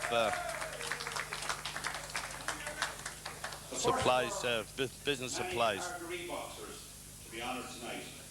Started in the sport in 1967. He has won 8 Mayo and 7 Connacht titles. In 1973 he captured the youth 7-stone national title, and his success didn't end there, as in the following 2 years he was runner-up in the Irish juniors. He has represented Connacht on no fewer than 12 occasions and was the Mayo boxing sports star in 1973. He has won the RTE ringside title in 1974, beating the international Pat Cox. The only disappointment for him was when he defeated Cox yet again at the trials for an international, but unfortunately wasn't selected that time for the Irish team. However, your champion, please, ladies and gentlemen, welcome Brian O'Donnell.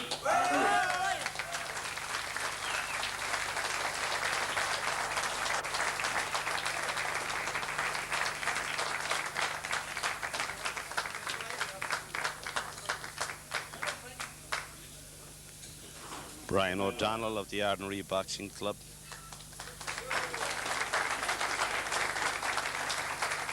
Our next champion and award winner is a man who hails from Tourmakeady, who started his boxing career in 1968. The following year, he joined the Arborhill Boxing Club in Dublin. In 1972, he entered the County Dublin and Leinster Championships, winning a junior title. And the same year, took the junior light heavyweight title at national level. He has represented Ireland and has boxed in Canada, England, France, and the United States. He's fought 3 contestants who subsequently went on to become British professional heavyweight title holders. Ladies and gentlemen, Greg Herity, Tourmakeady. Incidentally, Greg was also university's boxing champion. Boxed for the Tourmakeady Club before he went to Arborhill in Dublin. He is now an official with the Cantrell and Cochrane mineral water distributors in Dublin. He was with Bulmers of Clonmel before he graduated to his present position. Our next award winner is a Ballahadreen man. He hit the headlines in 1972 when he took the junior and senior welterweight titles in the same season. He is the only Mayo boxer who won a junior and senior title in the same year. He had a total of 86 fights during his career, losing only 6. An interesting point is that 3 of the opponents he lost to went on to become world professional champions. He has already been mentioned tonight by the President of the Amateur Boxing Association. Ladies and gentlemen, a great champion, Terry Casey.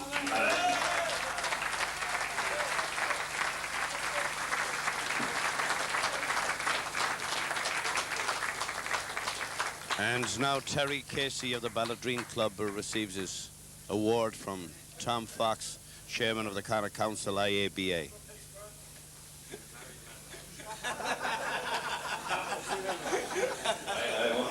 They're having a chat about Pittsburgh now. Terry fought in America.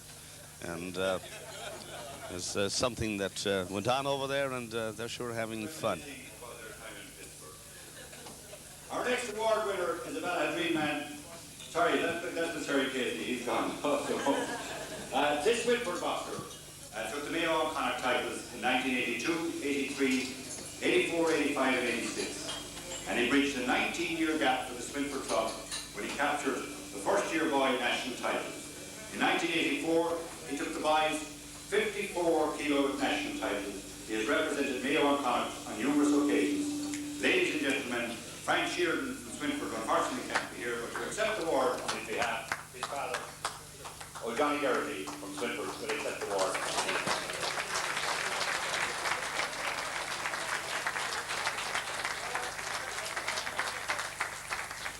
Johnny Garrity of the Swinsford Boxing Club accepting the trophy for Frank Sheeran of the Swinsford Club. Now Frank is over in London working with Frank Welch. This archery boxer bridged a 10-year gap for the club when he captured the youth 51 kilos national title in 1983. He has represented Ireland in the Gaelic Youth Boxing Championship, winning a bronze medal. His Mayo titles came in 1980, 81, 82, and his Connacht titles came in 81 and 83. Ladies and gentlemen, from Archery, please give a big round of applause to John Barrett.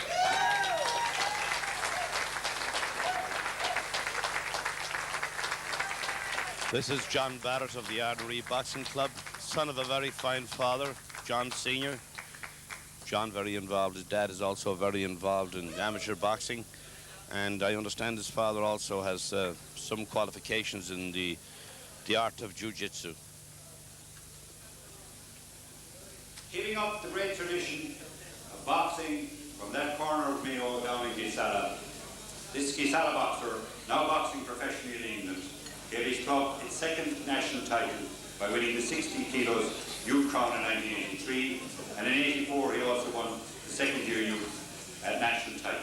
His Mayo and Connacht titles came in 83, 84 and 85. He's had a total of 20 professional fights to date, and he has only lost 2. Hopefully he will go on to bigger and better things. Ladies and gentlemen, Andrew Furlong, Mchale, can't be with us here tonight, but to accept the award on his behalf, Jerry Paul. Andrew Furlong is now boxing as a pro in England. He appeared on Ulster television recently, won, and his award is being accepted by Jerry Coyle, who was his trainer at the Gisala Boxing Club before Andrew returned to England. This Ballinroe boxer, he started his boxing career with Carmar's back in 1968, and he subsequently was largely responsible for helping to revive the Ballinroe Boxing Club in 1981. His first 2 titles came in 69 and 70 at junior and senior level with the Carmar's Club. While he was with Ballinroe, he won 2 Connacht titles at junior and senior levels. His national titles came in 1975 and 76 when he captured both the junior and the senior national titles. The man has put a lot back into boxing. Ladies and gentlemen, please give a round of applause to a great champion, John Mclaughlin from Ballinroe.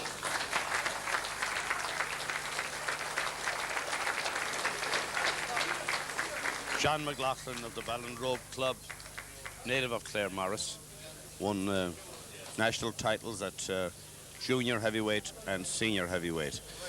John works for RTE, now resides in Navan where he runs a boxing club.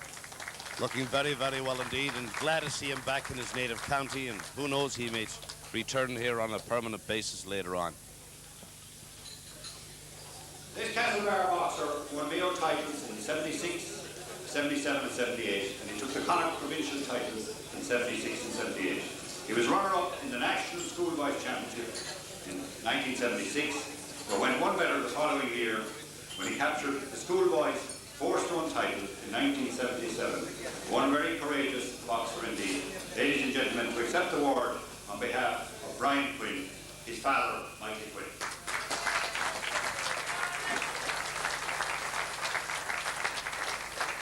An award for Brian Quinn of the Castlebar Boxing Club, being accepted by his father. Brian is one of 2 brothers, and this other brother, an outstanding Castlebar boxer, won Mayo and Connacht titles from 1977 to 1982. He took the national championship by storm when he won the 6-stone 7 youths title in 1978. He was back again in 1979 and had to retire in the finals. In 1980 due to cut eye, but was there again in 1981 when he won the light flyweight title. He represented Ireland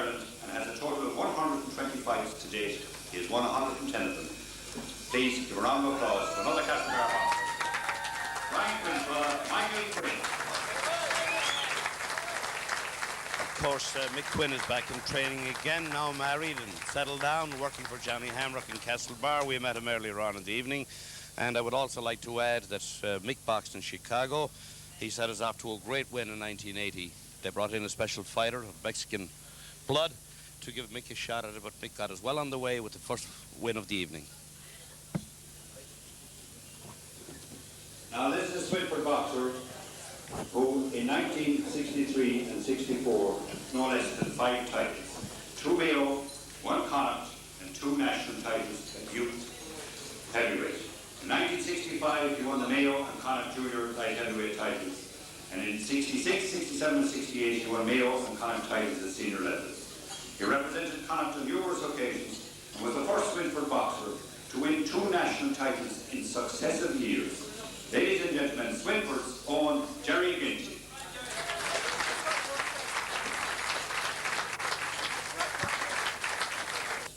Our next boxer was the 3rd Castlebar man to win a national title when he took the junior light middleweight title in 1963. He boxed in the finals of the European Police Championship, winning the title in 1967 and 69. He also won the Mayo and Connacht Junior title in 1960 and the senior light middleweight title in 1961. Unfortunately, he can't be here tonight, but that great champion, Tony Ruan, the award will be accepted on his behalf by a colleague in boxing of his at the time, again, Hennigan. Tony Rowan is a detective guard working in Dublin, and he could not be with us tonight to accept the award. Now, Paddy Kilgallen is accepting it on his behalf. Tony, a fine boxer, and police titles, member of the Garda Síochána working out of Dublin Castle. And again, we have another Castlebar man who won numerous Connacht and Galway titles, and in 57, 58, 59 and 60 he won junior, youth and senior titles at Mayo level. But it was in 1960 that he won the National Junior Lightweight title, and he brought great acclaim to Castlebar at the time. He is now a successful businessman in London. Please give a round of applause, ladies and gentlemen, to a great Castlebar man, Sean Corley.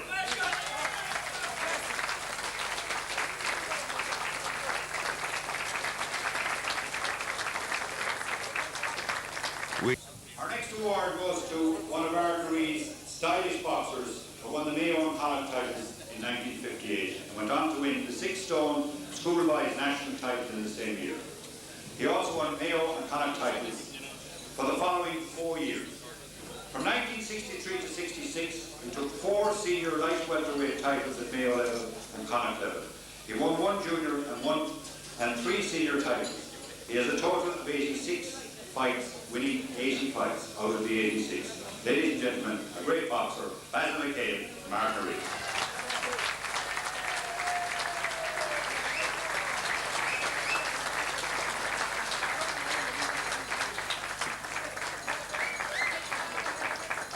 We spoke with Basil earlier. He's now residing in Ballina, working at the Asahi plant down near Killala. Looks very well, fine boxer. And the famous Ardnaree boxer. Another Ardnaree boxer who won national titles in 1958, winning in the 5-stone schoolboy grade. He has also won Connacht and Mayo titles in 1957, 58, 59, and 60. And ended his career when he was defeated in the finals of the Irish National Championships in April of 1960. Ladies and gentlemen, Eugene McCaffrey, again from the Ardnaree boxing. I think his wife is going to collect it on his behalf. Is that correct? yes, Mrs. McCaffrey, Eugene's wife, is accepting this award on his behalf. Eugene can't be with us tonight, unfortunately. He has other commitments. And a fine fella, Eugene, works for the Cora Sumpereran here in Ballina. Great musician, great singing, great singer.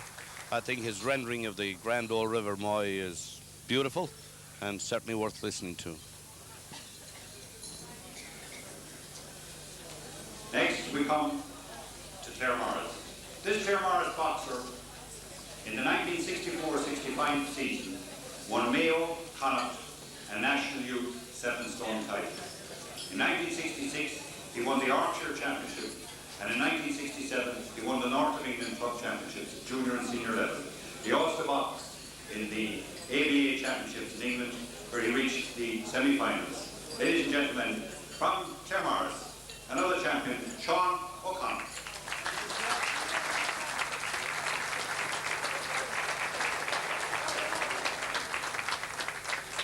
Sean O'Connor of the Claremorris Boxing Club. It was a very unique evening when two brothers from the Ardnary Boxing Club each collected a national title on the same night. The first of those brothers won the Mayo and Connacht titles in the years 68, 69, 70 and 71. His first national title came in 1968 in the 4-stone class, and in 1971 he won the youths 6-stone youth title. Western People's Sports Star in 1971. With his brother, he has never been beaten in Connacht or Mayo throughout his boxing career. The first of the Mayo brothers, ladies and gentlemen, Frank Mayo from Ardnary.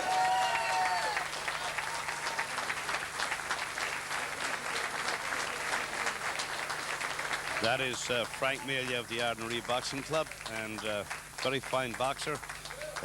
What the MC didn't mention was that the Mayo brothers won a national title each on two first knockouts in the National Stadium in Dublin. Canton one without the other. This other Mayo brother took his first Mayo and Connacht title in 1966, and he won both titles for the following 5 years of juvenile, youth and junior level. An outstanding and stylish boxer, he retired from boxing midway through the 70s, but in 1980, after a comeback, he took the Connacht Senior lightweight title and was awarded the best boxer of the championships. But it was in 1970 that PJ hit the national headlines by taking the All-Ireland 6-stone youth title, and on the following year repeated the success by taking the youth 7-stone title. He also represented Mayo and Connacht in Chicago on 3 occasions and is now a very active coach with the Ballina Boxing Club. Ladies and gentlemen, that other Mayo brother, please give a real round of applause to PJ Mayo. PJ Mayo, now receiving his award, is a member of a very fine sporting family. Boxing, basketball and whatever. And unfortunately his father Paddy cannot be with us tonight, a great sportsman, a great man for boxing. He cannot be with us tonight because he's in hospital. Would love to be here, but on behalf of everybody here tonight, I would like to say, get well soon, Paddy, so that you can be back with us in the not too distant future. Now our next recipient, we go to Ballinrobe. This Ballinrobe man won 3 Connacht titles, 1978, 1881, youth, heavy, light heavy and heavyweight. But it was in 1978 that he won the Irish youth heavyweight title, and he repeated his success again in 1980 at the junior light heavyweight championships. He received a I think it was the first sports scholarship awarded to boxing in Mayo in 1979 and 1980. Unfortunately, he had to relinquish it on the death of his father, but he set a precedent for boxing in relation to boxing scholarships. He was selected to box for Ireland on 2 occasions at under 19 and senior in West and East Germany. Ladies and gentlemen, Ballinrobe's Peter Ford. And to accept the award, I need to have I'll ask Sean Sweeney, the Ballinrobe Club, to accept the award. Sean Sweeney is accepting this award for Peter Ford. Peter, Mayo footballer, senior footballer, universities champion, Irish national boxing champion, played football with the St. Brendan's Club in Chicago, and very fine young man, but unfortunately cannot be with us tonight. But our next Castlebar boxer won the National Schoolboys title in 1974-75 season, and he also took the Connacht Mayo titles in 76 and 77. In 1978, he represented University College Galway in the Irish University Championship, winning a junior bantamweight. In 1979, he won a junior featherweight, and in 1980, won the University Hospital's featherweight title. I'm not sure if he's here yet at the moment. He was delayed. He is here. Ladies and gentlemen, would you please give a round of applause and a welcome to another champion, Cormac O'Toole, Castlebar.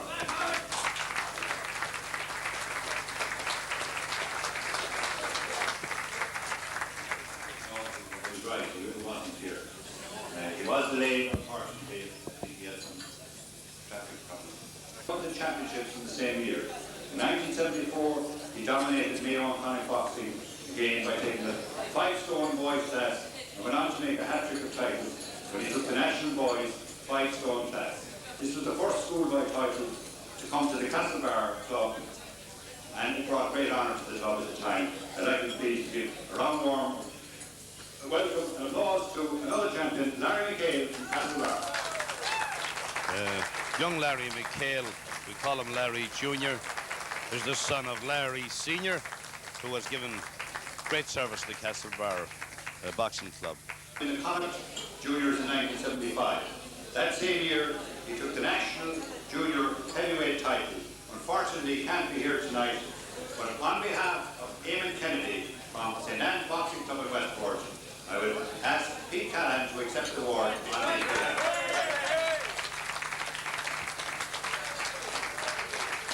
Eamon Kennedy's award is being accepted by Pete Callahan, trainer of the St. Anne's Boxing Club. Light middleweight and light heavyweight between the years 1954 and 1958. But it wasn't until 1957 he won the national junior light heavyweight title.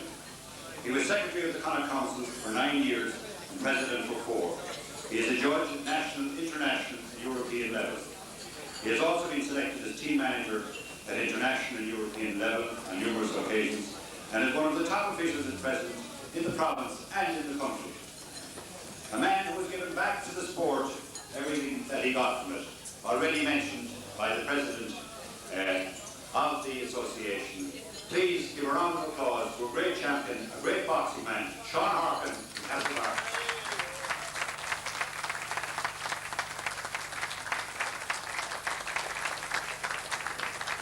In addition to what the MC had to say, Sean Harkin is also a world judge. He's a judge of the World Amateur Boxing Association. Very active. We spoke to him earlier on, looking very well indeed, and tremendous guy.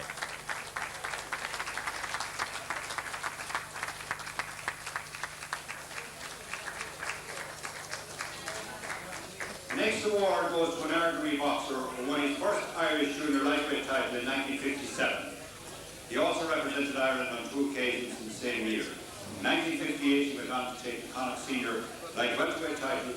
He has also won numerous other Mayo and Connacht titles. A great Ballina man, a great archery man, and a great boxer, and a great champion, Noel Leonard from Archery.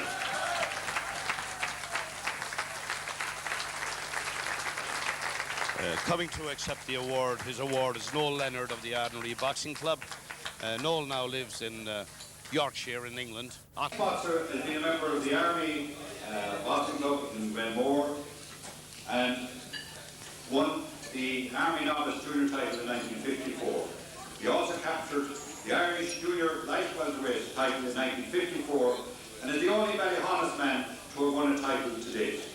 At present, he is the manager and coach of the Small Heat Boxing Club in Birmingham. Unfortunately, I think he's been caught up in the boat strike and he couldn't get here. But to accept the award on behalf of Paddy Benson of Ballyhonest, Jerry Benson, his brother, will accept the award on his behalf. Jerry Benson of the Ballyhonest Boxing Club accepting the award for his brother Paddy, now living in Small Heath in Birmingham, who cannot be with us tonight due to circumstances beyond his control. I understand the boat strike has interfered with his travelling plans.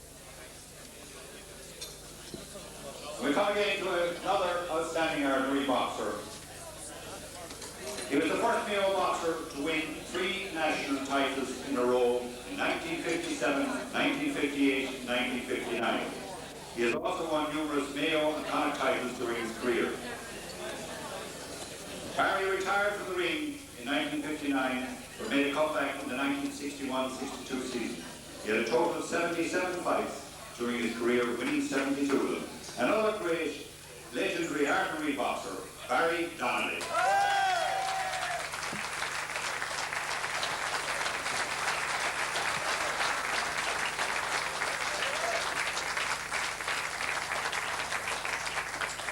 Barry Donnelly of the Ardnary Boxing Club now receiving his trophy. We talked with Barry earlier on, and I would be delighted for Barry.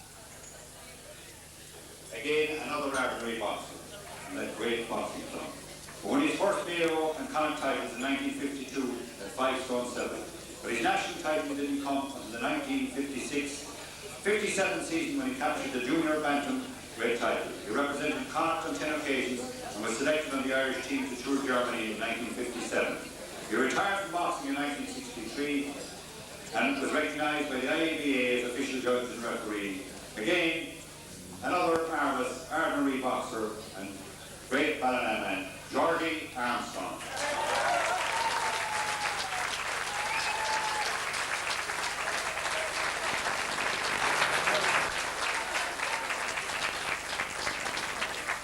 Georgie Armstrong about to receive his award. Very popular around these parts. Georgie also works for On Board the Post along with Barry Donnelly, Eamon Waters, Paddy Gahan, Marcin Tag, Eamon Malloy. And Georgie's son, Pat, is the world kickboxing champion. He's with us here this evening also. That is Georgie Armstrong, ordinary, On Board the Post.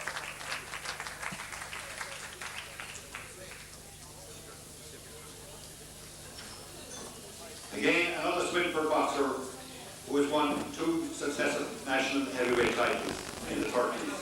The first he won in 1936, and again he won the second one in 1937. Unfortunately, he couldn't be with us here tonight, and did somebody say he was here? And to accept the award on his behalf, I think Phil Conway will accept the award on behalf of Swinford's Dominic Lyden. Won an Irish senior heavyweight title in the 30s, and the first in 36, and again the following year. Dominic then went to America. He went as a professional, returned to London. I understand is now living in London.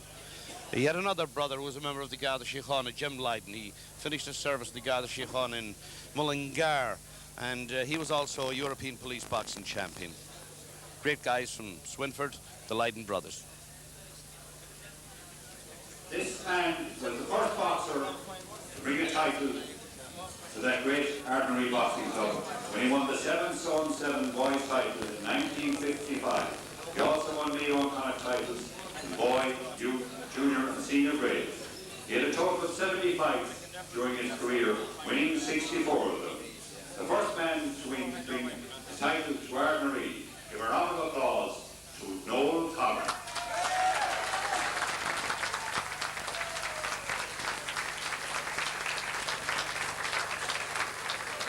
That big round of applause is for Noel Coggins of the Ordinary Boxing Club.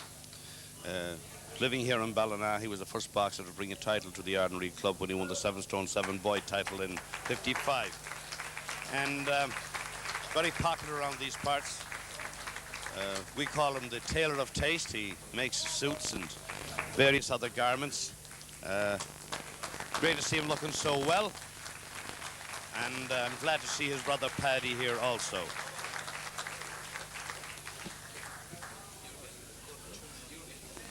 The next recipient of the award is a Westport boxer who has been one of the most outstanding personalities in Mayo's boxing history.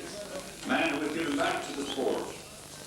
He's still very, very actively involved. He won his first Connacht title in 1967. He won the Connacht Senior Championships for the following 7 years. It was in 1971 he hit the national scene when he captured the national junior heavyweight title. And in 1972, 73 and 75, he went on to win the Irish senior titles. He also reached the final on no less than 3 other occasions. He has represented Ireland on 9 occasions and is one of the few boxers who had the courage to stand in the same ring as the former world champion, Larry Holmes, a man who is now very much involved with the St. Anne's Boxing Club and Mayo Boxing, an active judge and referee, a great boxer, a great champion. A round of applause, Peter Mullen.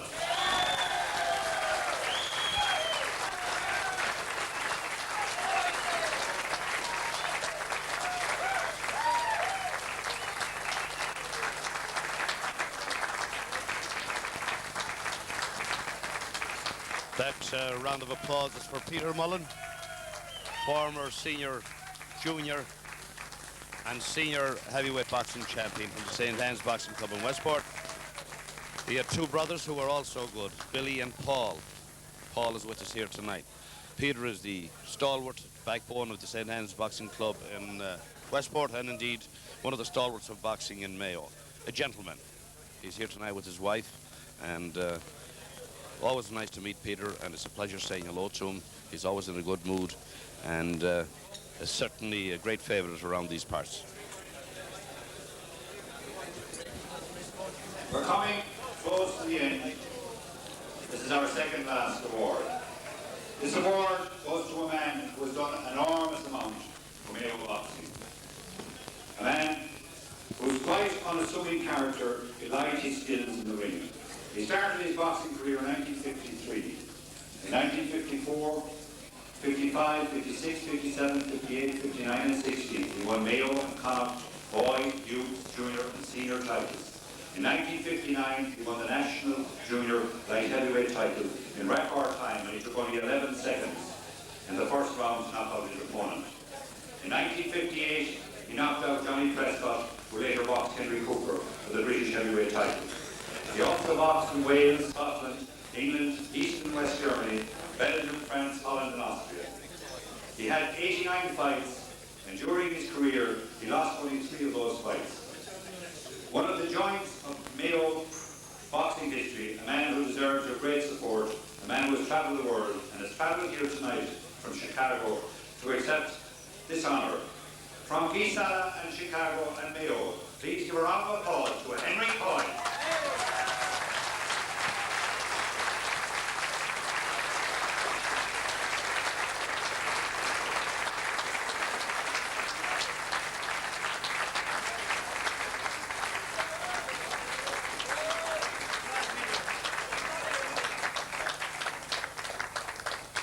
That round of applause is for Henry Coyle, the former light heavyweight champion of Ireland, who has travelled all the way from Chicago to be with us tonight. Now, Henry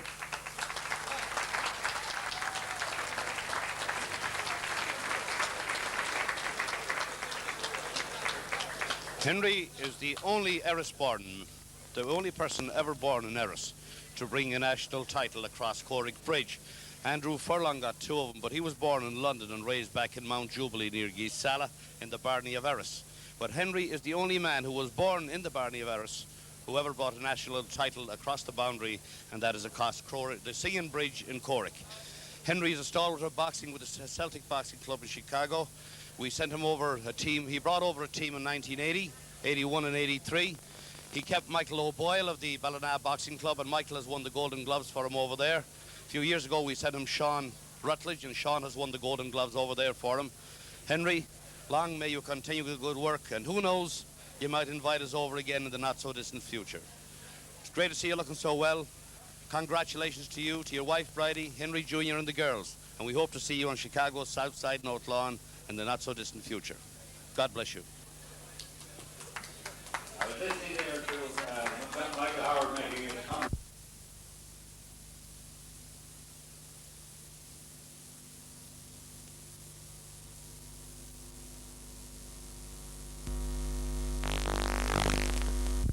Over Corrick Bridge.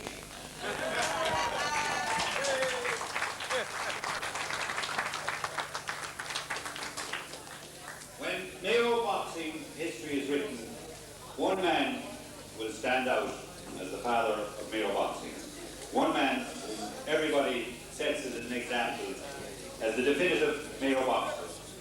During his career, he boxed 44 times for his country, winning on 48 occasions. He is the holder of 5 national cruiserweight titles and a British ABA title in 1936. In 1935, he won the ABA championship when he beat the Frenchman Roger Mchale, who later went on to win a gold medal in the 1936 Olympics in Berlin. His title wins unbeaten from 1933 to 1938. He has also won 6 international police titles during the 30s. Ladies and gentlemen, a member of Mayo Sports Stars Hall of Fame, the giant of Mayo boxing, ladies and gentlemen, Mr. Dick Kearns.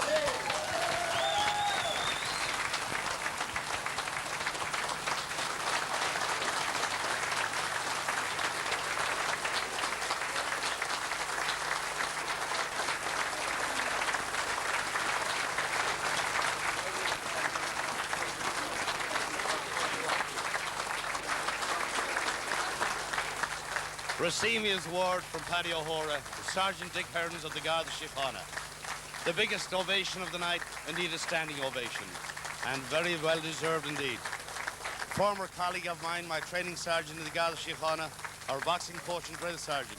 It's great to see him looking so well at plus 80 years of age. Dick was one of the greats. Born and raised in Ballina. He had a brother Tommy who was a good fighter, and also a brother Jeff who was here with us this evening. Unfortunately, his wife Claire, deceased, can't be with us because is not with us tonight, but I'm sure she would love to be here. She's up there looking down at us. Their home in Ellesmere Avenue was always a place to go for Mayo boxers and for us guys who were living in Dublin in the 50s. When bobs were scarce, there was always a cup of tea at Ellesmere Avenue in the Hearns household. Dick and Claire always looked after the Mayo boxers when they went up there boxing in the National Stadium. And Dick was always available with his expert and professional advice at ringside in the National Stadium, South Circular Road, Dublin. Dick, it's great to see you. It's great to see you looking so well. Sergeant, my former sergeant at the Garda Síochána, can I say, God bless you. You were a good one, very considerate, and good to us Mayomen. He should have had a national senior title way back. What year was it? 53. Actually, he got to the semi-final in London in the police championships, but I said after that he threw it away. He thought he was on top, and he walked into a haymaker and it was all over. To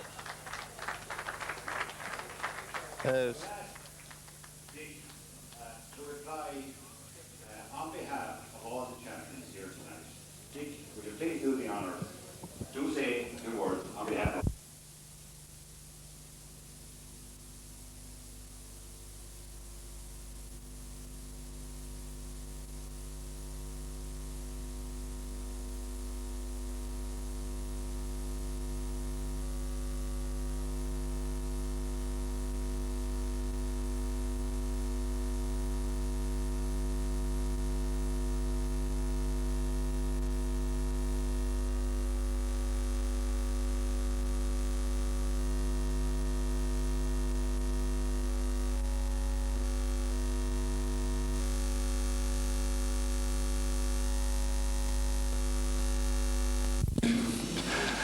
Mickey here, I had as the champion one time, but it was just he threw it away on me. However, that's beside the point. I'd like to thank guys once more, Mr. Felix Jones for coming down from Dublin, the president of the association. It shows you what a great interest he has in boxing when he did come down here to attend this function. Yeah. And I'd like to thank you very, very much, Mr. Jones. And of course, to all.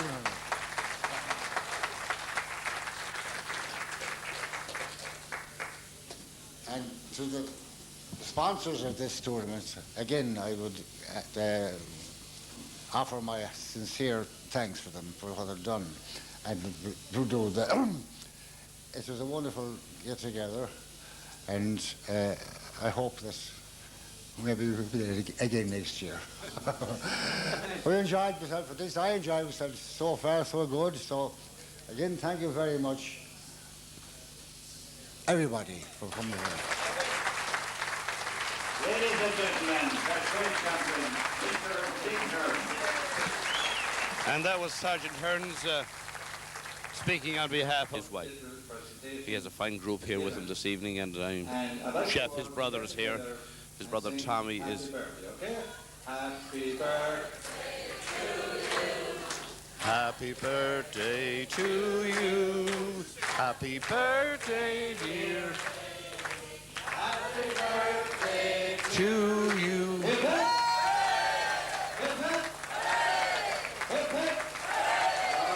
And there's a nice cake here now for Dick Hearns. Of the presentations given tonight. But what I would like to say to you is this, that this was a very big undertaking, and even though a lot of people said that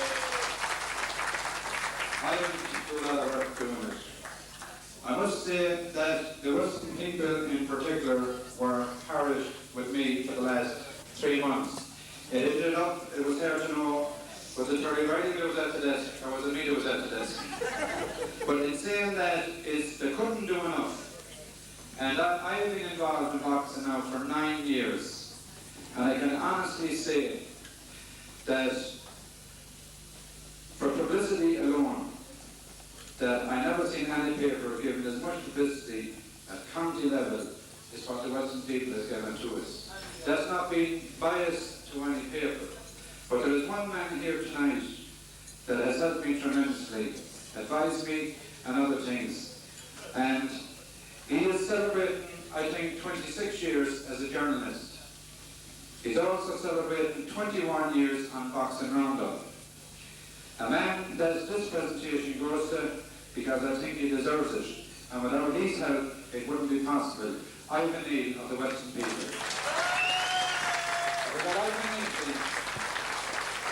Yes, we talked to Ivan Neal earlier. We had a short chat with him. He is now receiving his award as the man who has done a lot for boxing in Mayo. For boxing in Mayo and in Connacht. Ivan Neal of the Western people.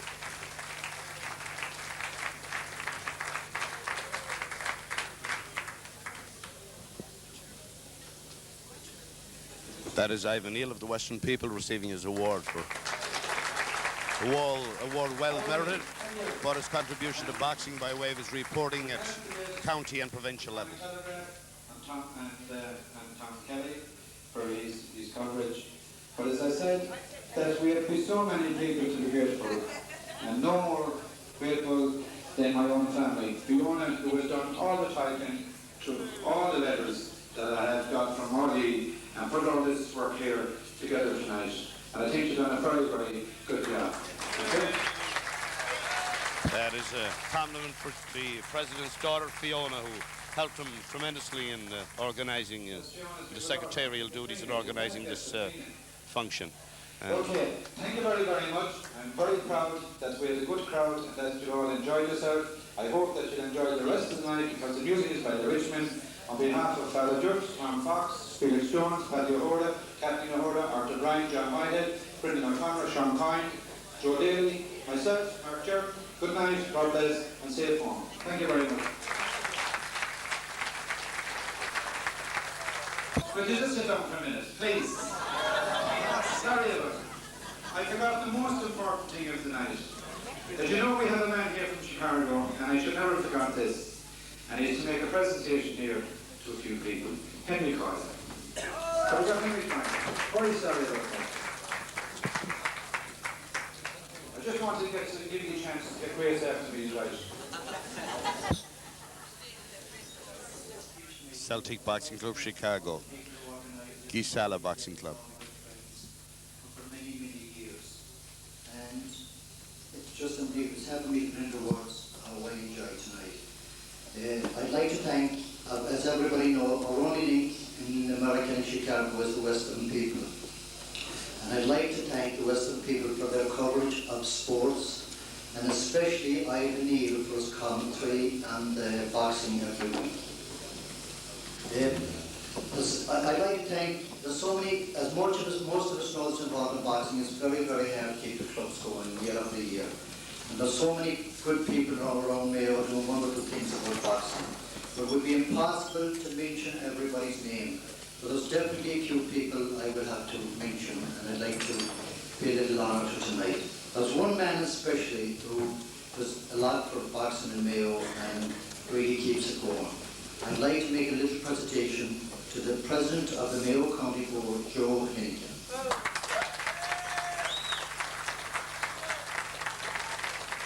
That is Henry Kyle, who travelled all the way from Chicago to be with us tonight, making a presentation to Joe Hennigan, President of the Mayo County Board, IABA. This is on behalf of the amateur boxing in Chicago, the Irish American and the Irish boxing clubs in Chicago, which I'm involved with. There's another man, when we had the tournaments in Chicago, he went all out and he never pulled his strength to make everything a success. He just gave no end of his time. And he's a friend of mine for many years. I'd like now to call Mike Howard from Donnelly.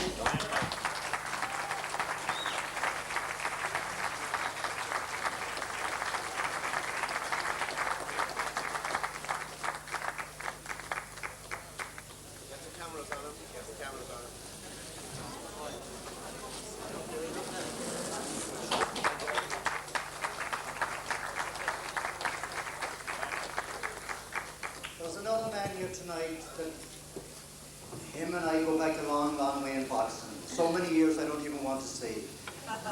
Many's the time he was at the opposite corner. But I adore him very much, and it's my honour and privilege. My good friend for many years from the Kesselbear Boxing Club, Sean Harkin.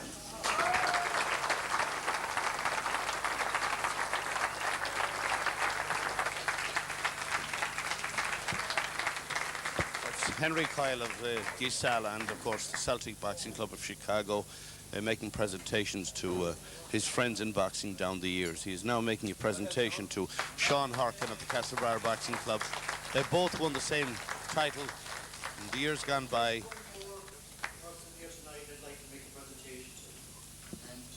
It's a small one. I won the Connacht Championships in Castlebar the day he was born. I don't want to say how old I am, but he keeps the club in Gisala going, and he's, as they say in America, my kid brother Jerry Coyle. Yeah.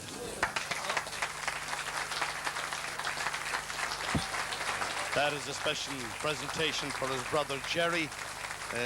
He was born the day Henry won the Connacht Championship, and Jerry keeps the club going back in Gisala. A very fine fella, a member of a fine family.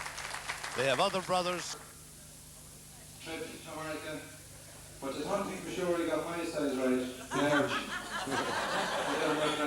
Listen, thanks a million, Henry. Thank you all very much. And now you have time to get straight after me, Scott the Judge.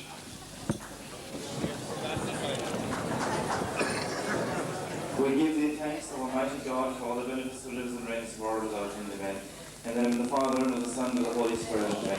That was, well, we're here again in the Downhill Hotel, where we've had a lovely meal. Presentations were made, awards were accepted and received, speeches made. They are now dancing, having a drink, and enjoying themselves, reminiscing, talking about times gone by. And I have here with me a former Irish champion.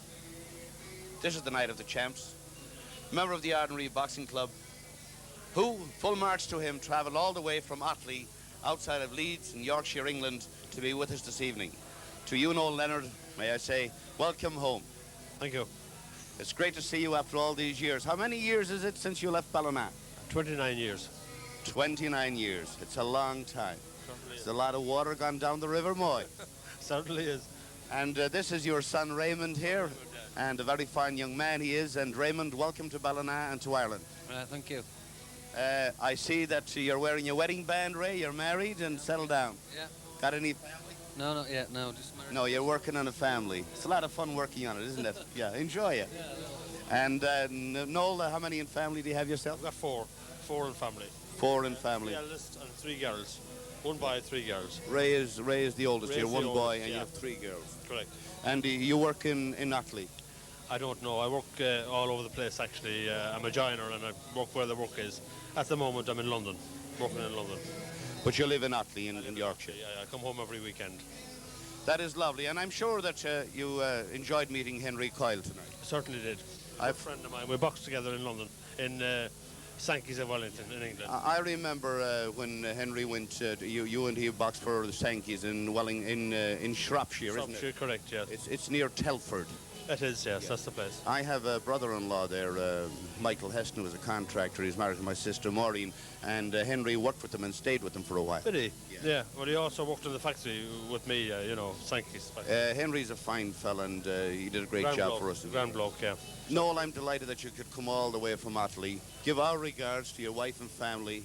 Great to see your son Ray here, and we hope that you will come and see us now and again. Yes, definitely will, yeah. You're looking very well after all these years, and I don't see any scars or I don't see any cauliflower ears. Well, you know the trick about grey hairs? Keep them cut like mine, and nobody will see them. That's it. You see, that's my trick. I keep them short. Ray, Do you want to say hello to anybody? I'm sure you would like to say hello to Georgie Armstrong and Pat. Yeah, I'd just like to thank them for having us, for letting them stop at their house and everything, and picking us up and what have you.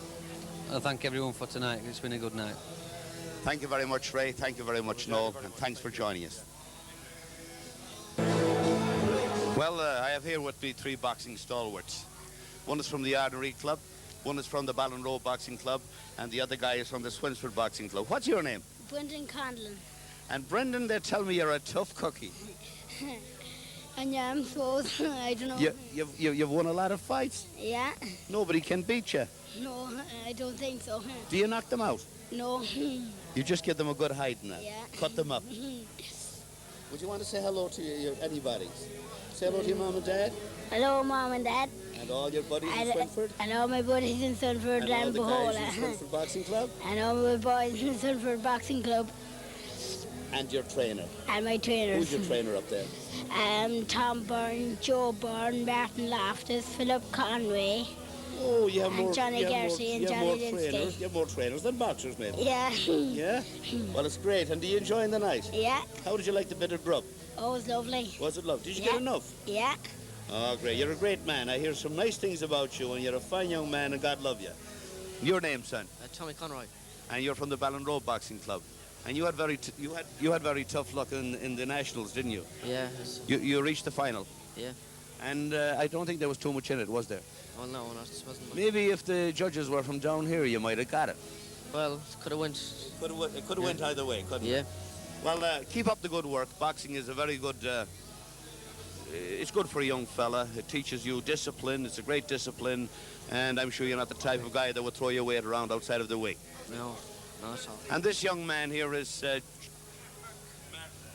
Martin Burke. Martin Burke from the Ardery Boxing Club here in Ballina. And Martin, you've had quite a few fights. Yeah, I've had about 30 fights. And you've won most of them, have you? Yeah, most of them. That's good. Well, you can't win them all, you know. If you won them all, it just wouldn't work, would it? Whereabouts in Ballina do you live? Well, I don't live in Ballina. I live about 4 miles outside Foxford. Yeah, what's the name of the village? Cashel. Oh, Cashel. Is that near Shraheen? Yeah, it's fairly near Shrine. Tough men in Shraheen. There is, yeah. They're good at getting a few salmon too, aren't they? Oh, they are. I know a good few of them. Yeah, any good at getting one yourself? No, I don't fish at all. You never tried it yet? You're soon enough to start. I don't think I will. Well, fellas, it's great to have you here. I hope you enjoyed your stay, you enjoyed your meal, and we'll be seeing more of you in the competitive ring in the coming season. Good night and God bless you all. Thanks. Thank you. Thanks. Here with me, Georgie Armstrong of the Ardery Boxing Club, former Irish national boxing champion. Georgie, welcome aboard. Thanks very much, Mike. How did you enjoy the meal? It was very good, very good, very good tonight. I think the whole thing went off very well so far, and it's only beginning now. It's very good, and it's very good. Let me say that Mr. Dick Kearns is here tonight, because I think he was, as I said here tonight at the table, that he was the father of boxing in Mayo. He was one very good man and very decent to us when we went to Dublin in 1956. As a matter of fact, when we arrived in Dublin, we had no place to stay, and we went to the North Circle Road, where the cattle mart used to be. Yes, and we inquired from an old woman, did she know where Dick Kearns lived? And she said, is that Dick that's in the Gars? I said, that's right. She says, this is the very house up here, and brought us up.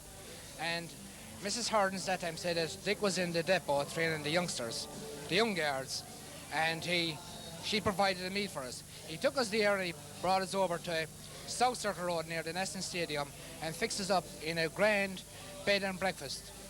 But he didn't think, no more than I thought, that either was going over the first night. And so we were surprised that we got over the first night, the second night, the third night, and eventually we got to the final. And the biggest, achievement I have today is that I have a photograph taken with Dick Kearns, myself, Billy Blackwell, and in a photograph just before the final. And I pay great respect to that man. He's gentleman of all gentlemen, is Dick Kearns. And he looks very, very well for his years. He's 80-something years old, I believe, yeah. He's a great man, great man. And I see him outside here shadowboxing. Yes, he's very, very good. I watched that, and that was very good. And his wife, Claire, was a grand woman, God rest her soul. Well, it was clear to see that when we went in the house, Dick wasn't there, and she made a tea for us, because we had nothing to eat after we went up on a mineral water company truck to Dublin. They were going for the usual cans of beer. And of course the bobs were scarce them time. There was no shillings at all then, Mike. My wages that time was £2 and 2 shillings. Well, when I joined the Guards in 1952, Dick was my trainer up there, drill, and yes. And then he got promoted sergeant, and he was a very fine fella, and he was very good to us Mayo guys up there. But as you heard him say tonight, he never forgot me for blowing that European Police Championship on him. Right, that was good. Well, it's great to see you, Georgie, and you're working up there with Unboard Pust, and you have a great crew up there. Oh, wonderful crew up there. You have young Malloy running the show, That's and right. Paddy Gahan, and Eamon Waters, and Marcin Tighe, and Cathal O'Hore, Vincy Hearn. and of course, my sweetheart, Joan Malloy. That's right, Joan Malloy. And Eileen Tighe. Eileen Tighe. You got a great bunch up there. I wish that they could sell me a winner in the lottery. Yeah. You're to be congratulated also, Georgie. You won a national title. But your son, Pat, is the world champion for kickboxing. Isn't that true? That's true. And he's in the Guinness Book of Records for speed. That's right. And again, I'd like to say that I'd like to thank you, Mike, for the wonderful support you gave us during the sponsoring of the civic reception he got by the urban councillors in Ballina. It was a wonderful tribute. And again, let me say that it was you really that put not alone the boxing on the map, but now you're taking up Pat as a kind of a... Well, he's a credit to yourself and to himself and the family and the club and the county. And I understand he's putting on a good show in Killala in the not too distant future. Well, he could be. I don't know, Mike. I couldn't tell you what he was there. Well, I think the manager, PJ Clark, told me they got some plans towards that end. And, of course, we'll wait and see, and I'm sure it will be a success. Georgie, thanks very much for joining us. Say hello to Pat and the rest of the family, to Patricia. Before I go, I'd like to say one thing.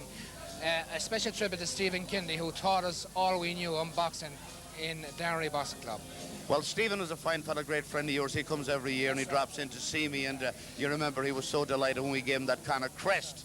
And, of course, if anybody ever deserved one, he deserved it. And he'll be back here on the 4th of June for my daughter's wedding. Yeah, he'll be here on the 4th of June for your daughter's wedding. And he would have been here tonight, but he just, you explained to me earlier on why he couldn't be with us. Georgie, God bless you and thank you. And the best of luck. Thanks, Mike. Thanks very much. Thank you.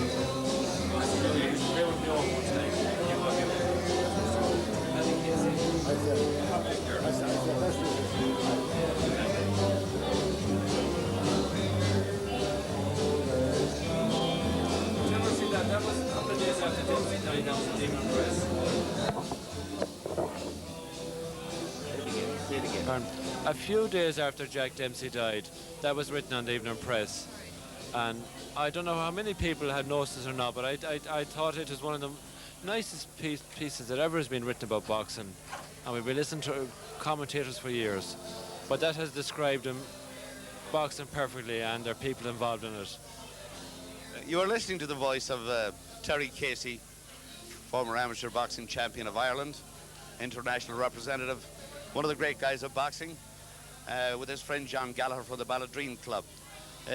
Sergeant Dick Hearns is signing some autographs here, and as you know, Dick needs no introduction to boxing in Ireland or Mayo or Connacht or Europe or indeed the world.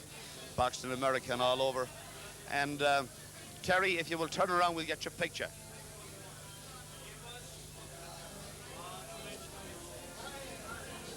Again, if I can retract a little bit, this is Terry Casey on my extreme right, and on my immediate right is Sergeant Dick Hearns. Two great boxing champions here tonight for the Night of Champions, sponsored by the Mayo County Board IABA. Terry, you had a great record. The president of the IABA, Felix Jones, spoke very well about you tonight. Well, Felix Jones and I are personal friends of old. We shared a room in America once, and we got to know each other very well on our tours there. And anytime we meet, we always have our little joke. Was that the joke about Pittsburgh, Terry, tonight? That was the joke about Pittsburgh. And are you going to tell us about it? You're not supposed to. I'm not supposed to. I'm married. I'm not going to break any rules. Sergeant Hearns, congratulations for all you've done for boxing, for us the recruits in the Garda Síochána of the 52 class, and from there on in. It's great to see you looking so well. And might I say that your ovation tonight, you got a standing ovation, and I am very proud to be a friend of yours and to be one of your subordinates in the Garda Síochána in the 50s. Thank you very much, Mickey. It's a great pleasure for me to have you on the time when you were in the Garda Síochána. And I have always maintained, when your name came up, that you should have been a police champion. But unfortunately, through no fault of mine, you slipped up and you just lost a very narrow decision, which, in my opinion, you could have won in the final of the police championships. What Sergeant Hearns is talking about is that in the final of the European Police Championships in 1953, he brought over 2 boxers. He brought over 4, but 2 of us reached the finals. Eugene Welch won the heavyweight. I came in after because I had fought 3 times the one day. If I listened to Dick Hearns, I would have been champion, but he reckons I had won 2 rounds. He told me to go out and coast it. I thought I had the guy. He was Police Constable Archie Rankin of the Scottish Transport Police, an old veteran. He hung one on my chin and the lights went out, and Sergeant Hearns never forgave me since for not winning that one, for not listening to you. Wasn't that it, Sergeant? Well, when those things happen, Myrtle, you know, and unfortunately, I says, you didn't wait long enough with me for to have another go the following year. You were gone out on transfer, and then the next thing I knew was that you were left the job altogether and gone to the States. Yeah.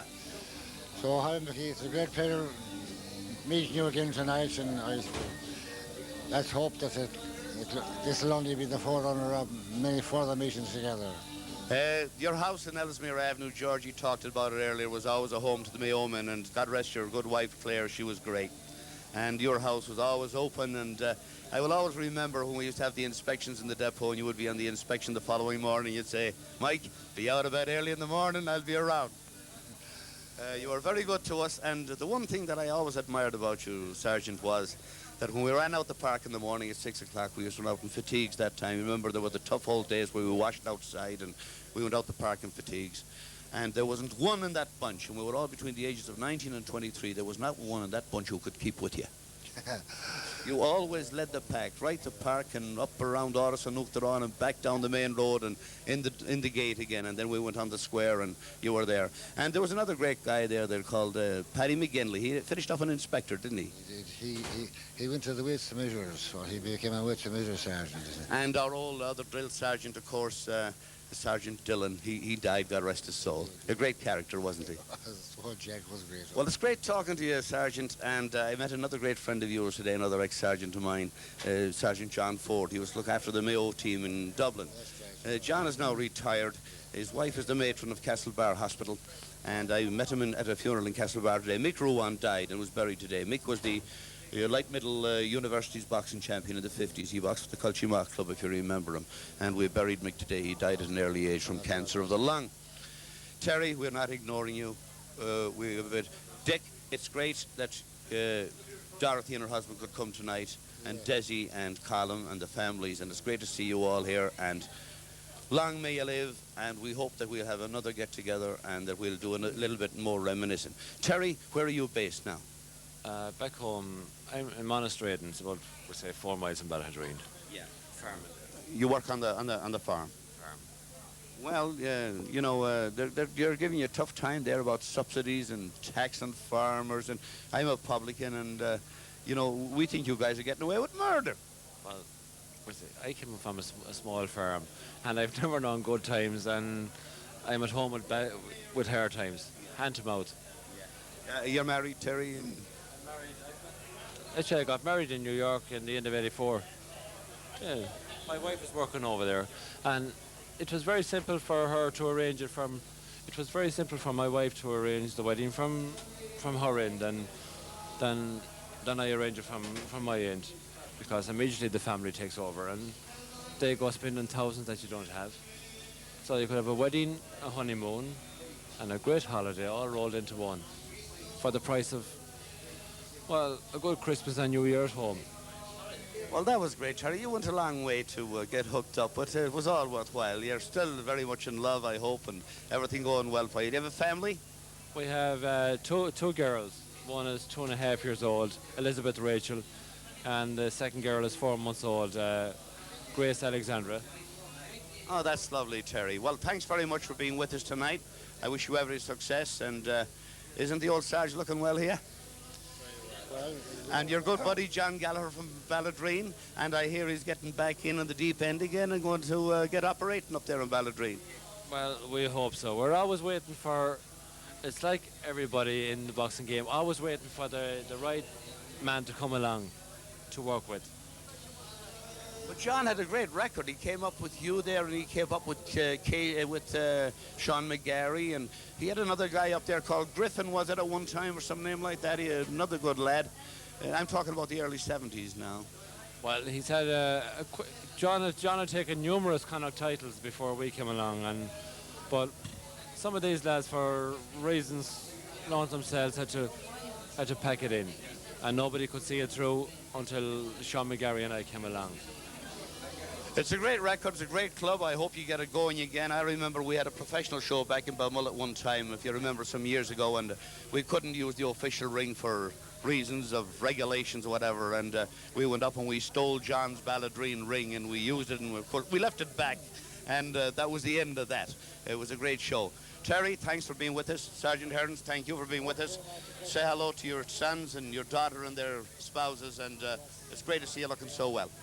Henry Coyle, former champion of Ireland, the first Irishman, native-born Irishman, to bring a national boxing title into Irish across Corrick Bridge. Congratulations, and thanks very much for being with us tonight, for travelling all the way from Chicago, which is about 5,000 miles from here. That's right, Mike. It's a pleasure being here, Mike. And it's great to see you looking so well. Too bad the years are taking their toll, though.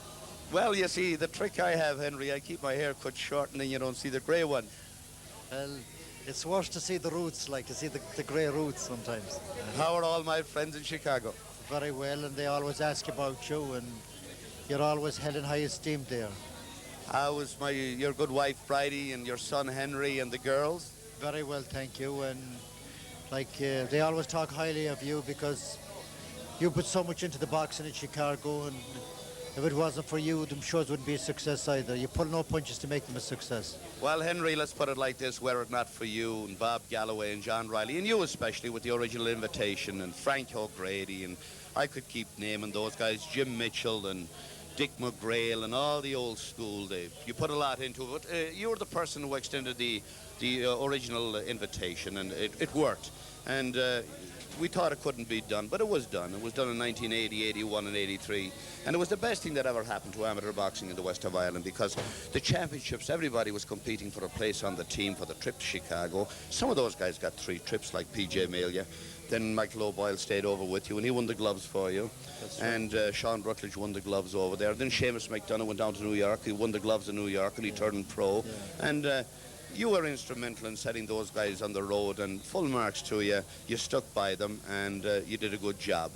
I'm sure you'll be bringing a copy of this to Chicago with you. And I'd like to say hello to my many friends over there, the McGarry brothers, and all the guys who helped us along the line. And I'm sure you would like to say hello to some of the people here. Yeah, I got so many friends. It was just unbelievable, to get this show together like this, because I've met friends tonight that I haven't met and met Noel Leonard since 1959. We boxed together in England for Sankey's of Wellington, and I come home fairly often. I meet Sean Harkin and a lot of the boys, but some of the fellas I haven't met for a lot of years, and it was just a great thing to do, and just not me, but a lot of the boys here, it was just unbelievable how good it was put on. Yeah.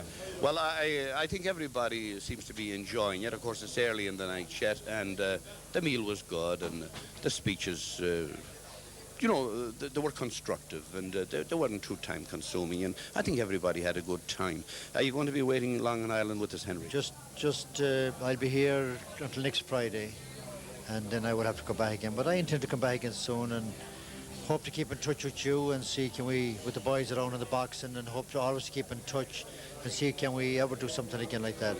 Well, a while there, I think maybe the last show we had, the wrong element got into the boxing, and it wasn't a success like I hoped it would be.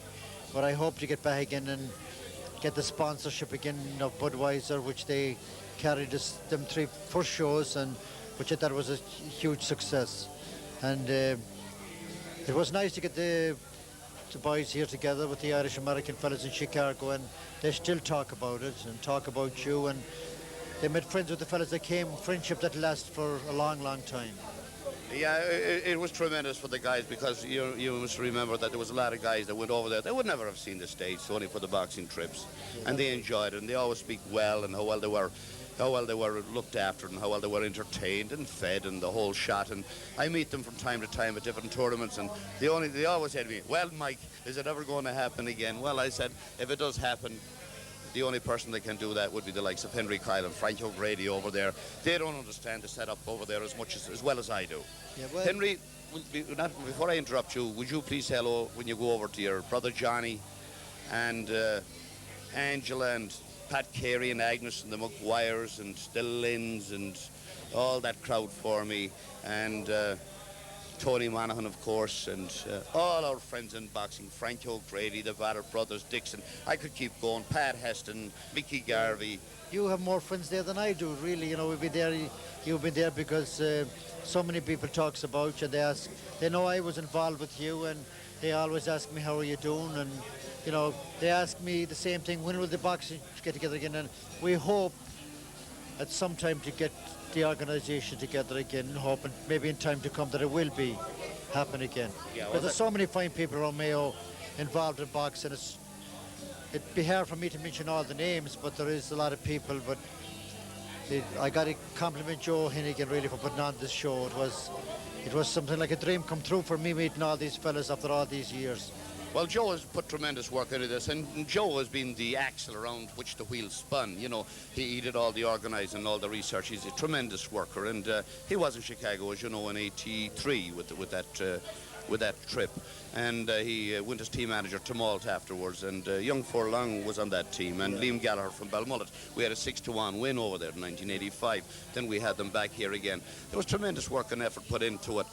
But it's great to see you, Henry. And, you know, your brother Pat is here from Birmingham. But he boxed too, Pat. Yeah, and his son was a good one. I always said that Pat was probably better than I was, but he just didn't stay with it, you know. And then I see Noel here, and Jerry, and Johnny Conway that's married to your sister, and P.J. Carey that's married to Agnes. Well, that's, along with getting together here with all my friends, we just got the family together too, and it was, I'd like to congratulate my brother Jerry and his wife. They just had a baby, and I was godfather this morning.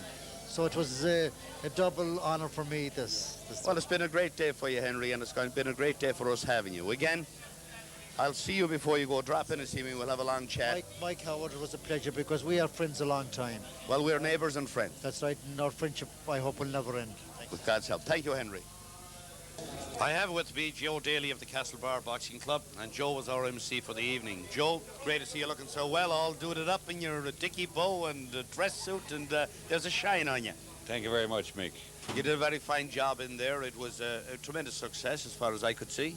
Absolutely marvellous. The nostalgia of the night, the whole emphasis that was on the previous champions, the atmosphere, and in fact the emotion of the night, I think left everybody feeling that they had come to a very unique night in the boxing fraternity. It was an absolutely marvellous night, and I was delighted and honoured to be asked to do MC. Well, you did a very fine job, Joe. The meal was good. It was just expertly served and in a hurry, and the speeches were short, and all the champions and who were present got their rewards. And I think that they're all very happy. I talked to Sergeant Herdens, I talked to Henry Kyle, and I will be speaking to some more of the guys. And they're very impressed. And Felix Jones, the president of the IABA, Irish Amateur Boxing Association, is full of praise for the effort that was put into it by the committee here in Mayo, and especially by Joe Hennigan, the county chairman. Yes, I think so. It was a unique occasion. Joe Hennigan did all the research into the whole aspect of the history of the boxers, particularly the older champions. It took an awful lot of research. It took an enormous amount of time. He must have spent hours and days, and I would say months on this. And without Joe Hennigan, this particular night would not have happened. And I think he deserves the greatest kudos for having put this thing on tonight, because everybody is left with a sense of being at something really unique that they attended tonight. And they all felt that they were part of it. Yes, this was I mean, it was a boxing fraternity. It was maybe a little self-indulgence, but everybody felt that they could indulge themselves a little tonight, and I think everybody enjoyed it in that sense. Yes, and Joe, I'm sure, do I remember right, was it 1981 you came to America with us? 1981, we went to Chicago, you and I, and there we had the hospitality of the Chicago Boxing Club, the Celtic Boxing Club, the hospitality of Henry Coyle. We had the crack, we had a great time, we had marvellous boxing. It was an experience that will live in my memory. Even when I'm a very old man, I'll remember that trip to Chicago, particularly with you. Yes, it was good. And, like I just talked to Henry here, he was on here before you, and those trips did a lot for boxing in Mayo and Connacht. Oh yes, particularly I think, not only for the officials but the boxers. A boxer trains all year. He requires something. He may not have won a title, he may not have even won a Connacht title. He gets selected for a team. He's brought on a trip. It's an achievement. It's something, particularly a trip abroad, particularly a trip to America. The Chicago trips that those boxers and officials went on, they'll remember those when they're long even gone out of boxing. It will be something that will stay in their minds. It will be a memory to have, to pass on to their children, their grandchildren even, you know. 1981, and you meet people who you never forget. You make friendships, you meet people. For instance, I hadn't seen Henry Coyle until tonight since 1981, and it was lovely to see him, you know. And he's looking very well. And he is looking really very, very well. Well, you know, Henry dropped me a little hint here. I just interviewed him. He thinks it might happen again. Oh, I tell you something. I'll be trying to wangle a little, maybe a little trip out there again, yes. Well, if it is going to happen, if Henry isn't involved, you know it won't happen. That's true, but there's no doubt about it. He was the linchpin, he was the hospitality man, he was the organizer, provided the transport. I was going to tell a little story tonight, maybe I can tell it on this, but you remember we were the guests of honour in the St. Patrick's Day Parade, and there was a very tight schedule for the St. Patrick's Day Parade. We had to be there in front of the mayor and in front of those famous Budweiser Clydesdales. And Henry collected us at the hotel. Now, the night before, certain celebrations went on into the late hours, and some people weren't feeling too well. Now, Henry laid on a fleet of vans and cars and everything, and certain people were put into the back of a certain van. And one guy wasn't feeling a little queasy, and he unfortunately got a little sick. Yes. And that caused some hell of a chain reaction, I tell you. Was I glad that I was sitting in the front seat so I could put my head out the window. I never saw paler people getting out of any bus for a parade in my life. These guys were lily white, but they had to come up to stumps. They had to be there in the parade. And I remember I wasn't feeling great myself. And I remember those Clydesdale horses were coming behind me as we marched down in front of the mayor. And I'd look behind me in a horror every now and again, and I'd think to myself, my God, if that guy in the reins let go of these horses, I'm going to get trampled to death because I haven't got the energy to get out of the way. And those Clydesdales were nice. You know, you remember they tried to chisel us out of our place along with them That's there. right, And that's right. Commander Malone of the Chicago Police Department. And Gay Barrett, the lawyer, he was a marshal down there. And were it not for Commander Malone and Gay Barrett, Gay's a lawyer, and his people are from Drulach, you know, from the Erris area. Right, yes. And were it not for us knowing them, they were going to bury us where we wouldn't be seen at all. That's right, yes. And I remember you getting a bit uptight about this, and you went and you got the big guys that you knew, right? And I also remember you just jumping out of the parade with a hat and going through all those security guys and FBI guys and who were surrounding the mayor on the podium and just waltzing straight through her and handing a green hat to the mayor. And that went down a bomb. That was on live television right across America. I remember that. Well, Joe, thanks very much for being with us. Thanks for coming down and giving us a hand tonight. And sure, you're the old reliable. You did a very fine job at that dinner one in Castlebar and the Welcome Inn. That was what...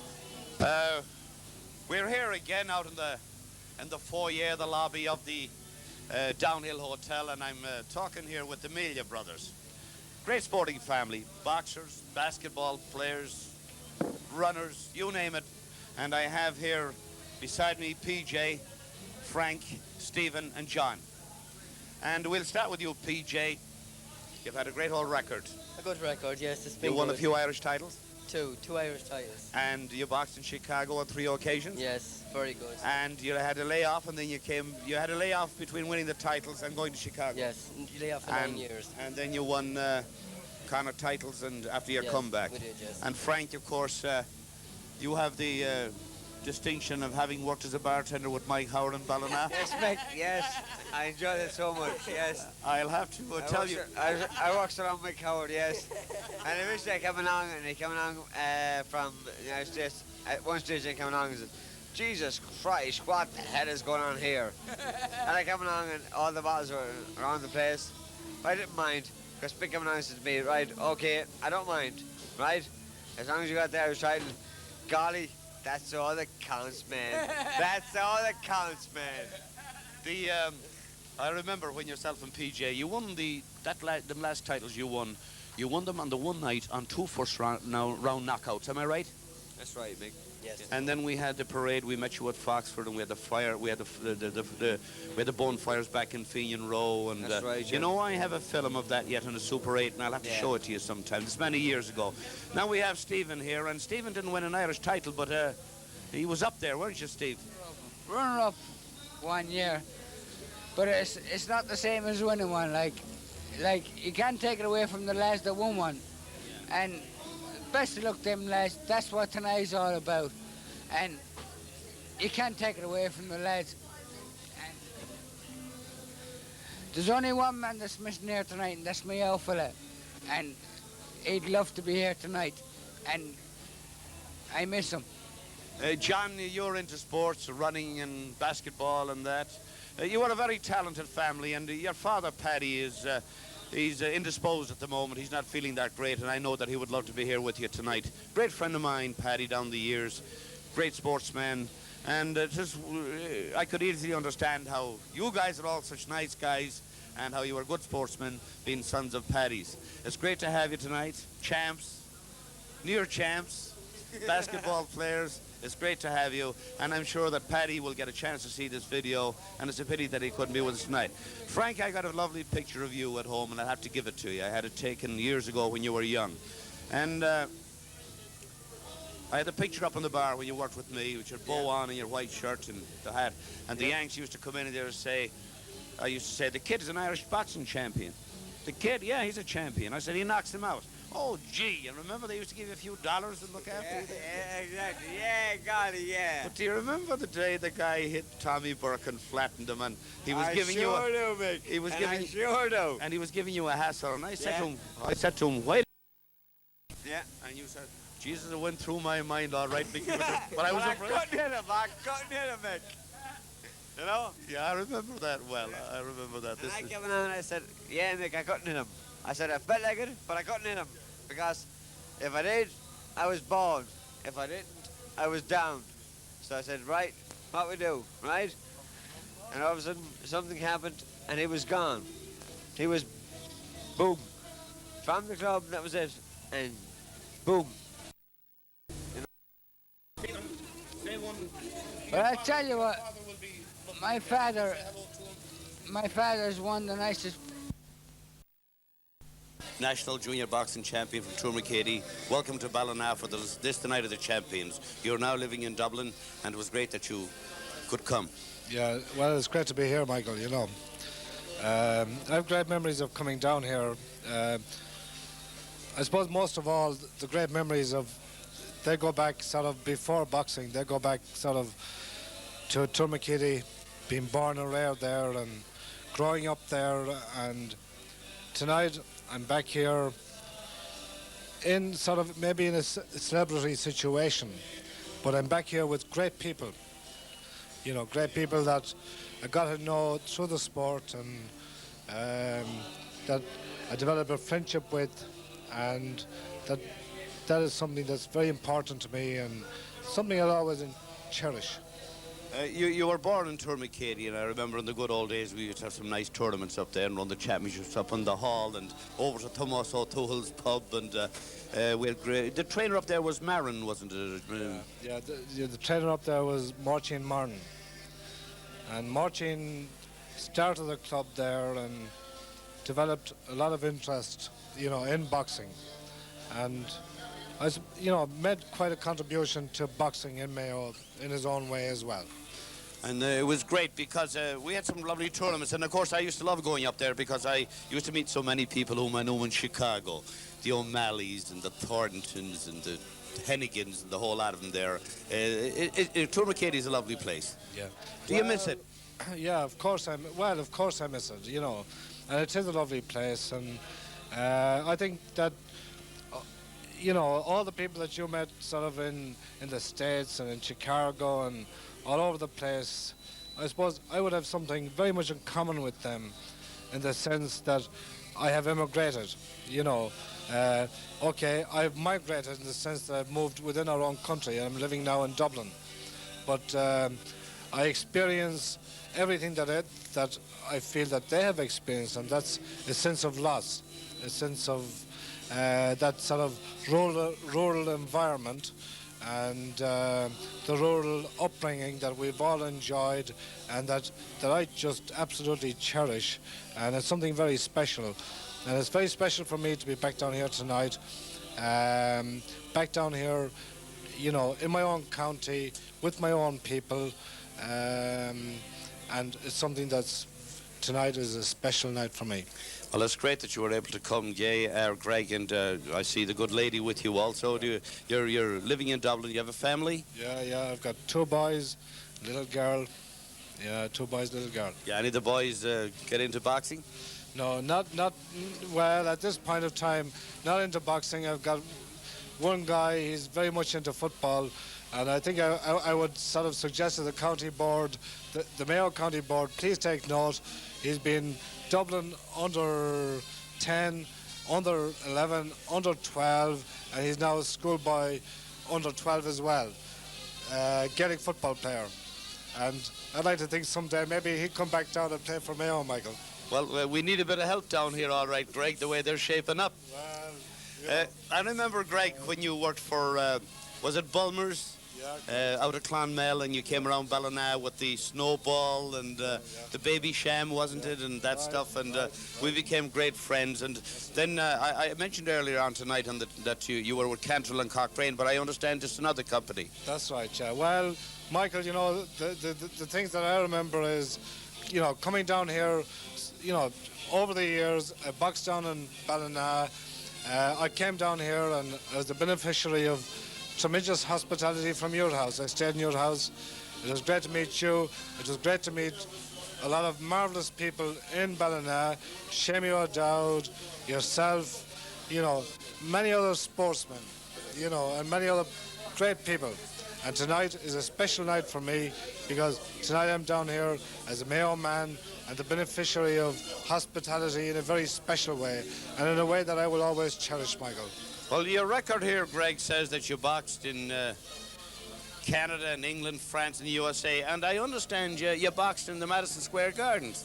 Yeah, yeah, that's right, yeah. I mean, I boxed in Madison Square Gardens. We went over in the early 70s from the Arbor Hill Club with an Irish selection.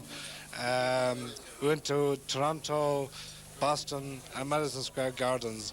We had 3 fights on that trip. Unfortunately, Michael, Madison Square Gardens, I came a cropper. Well, those things happen in that game. That's what it's about. But something is something that I'm just glad that I got there. I saw Madison Square Gardens from a totally different angle, and even in defeat, it was something that I enjoyed. Lovely, a great feeling. I know the gardens very well. I've been there many, many times. I lived over there for quite a number of years. But winning or losing doesn't mean that much. It's nice to win, but there's one thing about the boxing game. You fight a guy tonight and later on in the evening you're the best of friends. That's the one good thing about boxing. Absolutely. It's a discipline in itself. Do you agree with me? Well, tonight, Michael, there's no winning or losing tonight, because tonight I'm down here and I've met a lot of guys over the years that sort of came up through the ranks and boxed through, Mayo and Connacht, and went on to box, at Dublin level and internationally. you know, and it's great to come back down here tonight and meet all these guys. From me and from their friends of the Mayo County Board. Thanks very much, Greg, for being with us. I appreciate it very much. It was great of you to come, and we appreciate it very much. Glad to meet you. God love you and bless you, your wife and family. Thank you very much. I'm here with me, the president of the Irish Amateur Boxing Association, who came to us all the way from Dublin City this evening. His name is Felix Jones, a great man for boxing, and a great friend of boxing in Mayo. Welcome to Ballina, Felix, and thank you very much for coming. How did you enjoy the evening? This has been a superb evening. It's wonderful the manner in which Joe Hennigan has organised this. In fact, I've never seen it done anywhere in Ireland like this. Superb. Well, that is great to hear. Joe has put a tremendous effort into it, but it was great that you and your secretary of the IABA, the treasurer of the IABA, came all the way down to be with us. We appreciate it very much because you're busy people, you have your own business to look after, you have the association to look after, and we are very, very thankful to you for coming down, Felix. Well, there's one thing that is a fact. We are never too busy to come down to Mayo. I've been here on a number of occasions, Castlebar, Ballina, different places. And every time I've come down, I've enjoyed myself. But more than that, I've enjoyed the operation in relation to boxing. I think that they have something going here. I think it can be developed all the way through. And I think that maybe in the next 2 or 3 years, if we get the right coaching down here, we could have some further champions, as we saw tonight, great champions. But now maybe we can produce more champions down in Mayo. The association is doing very well, Felix. You're doing a fine job at the top. I understand we have a team going to Nova Scotia in Canada during the month of May. Yes, this team, in fact, of 15 boxers, and this is an ongoing thing between Ireland and Scotland and Wales and Nova Scotia. And for the first time, we have 2 people, I believe, going from Connacht. We don't think, when we select people, we don't think about where they come from. We just select the people we want. And we selected Collins and our friend Joe. And they were there because they can do a job. And it doesn't matter whether they come from Ulster, Munster, Leinster, or Connacht. We pick the right people. Yes, Joe Hennigan and John Collins are going to Nova Scotia. They're both experienced with teams overseas because Joe came to Chicago with me in '83 and Johnny Collins came in '81. And then Joe came as team manager to Malta when the Mayo team boxed in Malta in the Mediterranean. I know for a fact that your choice was a good one, and I'm sure that they will do the job that is asked of them. I know they're going to do a good job. In fact, I will be very, very disappointed if they don't come home once again with the Gaelic Youth Trophy. I believe that we have a team good enough to win. I think we've got good enough handlers to bring it home to us. Well, thank you very much for joining us, Felix. Okay. It's great to see you. Are you on your way to bed? I'm going to Betty Buys. As they say down here in Mayo, to the Yabba. All right. The Yabba. Former champion of Ireland. It's great to see you. It was nice to see you too, Mick. It's great, nice. And the good lady Maureen herself. Thanks, Joe. Great to see you too. You're looking as beautiful as ever. Well togged out, and as they say back home in Balmullet, to shine on you. And more grey hairs in the head. Well, you know what I do with my grey hairs? I keep them chopped tight, nobody will see them. Peter, you're doing a fine job up the St. Anne's Club in Westport. How do yourself and Pete Callan have the knack of always coming up with a champion where other clubs in Mayo can't do it? Well, it took us a while to get this one, the last one. We got one there. It took us a good few years, but I don't know, it just happened, and the lad came in and he had the talents. Well, you always seem to be able to come up with one. You came up with Charlie Keating. Name a few of them for me. Kennedy. Amy Kennedy and Charlie Keating. Merton. 4 is all we had, you know. And it's a good record, you know. We won 7 titles with the 4. 7 titles? 7 Irish titles with the 4, so it's not too bad. How is my good friend John Mclaughlin doing up there? John is doing very well. John used to say to me, "You're a friend of mine, Mike. You can call me Porky, but the other fellas better not call me Porky." Well, it's a thing I never like to call him is Porky, you know. I don't know why, but I always call him John, you know. Well, you had to be a special friend and well respected to get away with calling him Porky. Maureen, how many kids have we? 5. 5 yet. That's right. 5 years. 5 years. So she's willing and able. We had 4 and then we had a surprise 10 months ago. Oh, grand. Was a lot of fun, wasn't it? Your brother Paul came to Malta with us in 1985. That's right. Paul was doing well for the last couple of years. He had a bit of a break this year, because he had a slight operation on his nose, But with the help of God, next season we're hoping he go all the way again. Well, he won a great fight in Malta, and I think he enjoyed that trip. Oh yes, he always talks about it. The great time he had. There is a chance of another trip to Malta with a bit of effort, yes. They're always willing and available and ready for an Irish team. They love Ireland. They were back here and they enjoyed it. Yeah, I remember when they came to Ballina, it was a mighty show altogether. It was a great night. How is Mom and Dad? Oh, Mom and Dad are mighty. Very good. Will you please give them my regards? I will, sure, Mick. Maureen, great to see you. Thanks for coming down, Peter. You're the old reliable. You're always here when we need you. I'll make it a pleasure. We need you. I'll make it a pleasure. Back since 1971 was the first time I met you in Tahoma. That was a great tournament, wasn't it? I was talking to Henry about that night, They were hanging out the rafters and everything that night. Was that the night that we had to rig up the ESB? There was a strike. That's right, yeah. The people, I couldn't believe it. The people couldn't get in. They were everywhere. I'll have to tell you a good one about that night, one you never heard, but John Mclaughlin was training, and he had a few boxers that didn't get fights. And he came to me, John, he had to get trophies. So he said, Eamon Harkin said, I have no trophies. I said, don't eat him, John, he has the full of the car of them. So Eamon was busy, and I said, Eamon, will you give me the keys of your car? I want to move it. So I got the keys of the car from Eamon and opened the trunk and said to John, take her pick. So John took 2 trophies out anyway, and the 2 best there was for the 2 guys that didn't fight.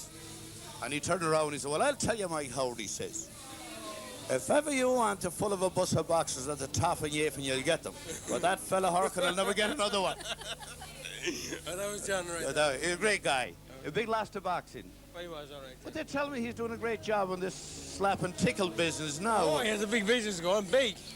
Yeah, he retired from his day job in the St. Mary's and set up business on his own, built his own new house and everything. And I believe he's good at this slap and tickle business. No, he has people coming from... I had a call one night from a fella from Drumshambo. He wanted to know John McGrain and where he was from and where he could find him. I understand he's better on the women than he is with the men. No, this is it now. That's debatable, all right. Peter, thanks for being with us. Thanks for your time. Maureen. God love you. Here with me now, on their way home, heading off for the lovely Barney of Erris, right across the sea in Bridget Corrick. PJ Carey from Bangor Erris, who is married to Henry Coyle's sister. Hello. And Johnny Conway from Ballymunley there, who is married to another sister. And Johnny has come all the way from Manchester, England, to be with us this night. How are you, John? Nice to see you again, Mike. John, I understand you're very active in the Mayo Men's Association in Manchester. Well, we're doing a bit over there. We're trying to get the act together. The blokes are working well. I've done about 4 or 5 years in it now, and I'm getting a bit stale, And there's a few young guys coming along, and I think they're doing a great job there now.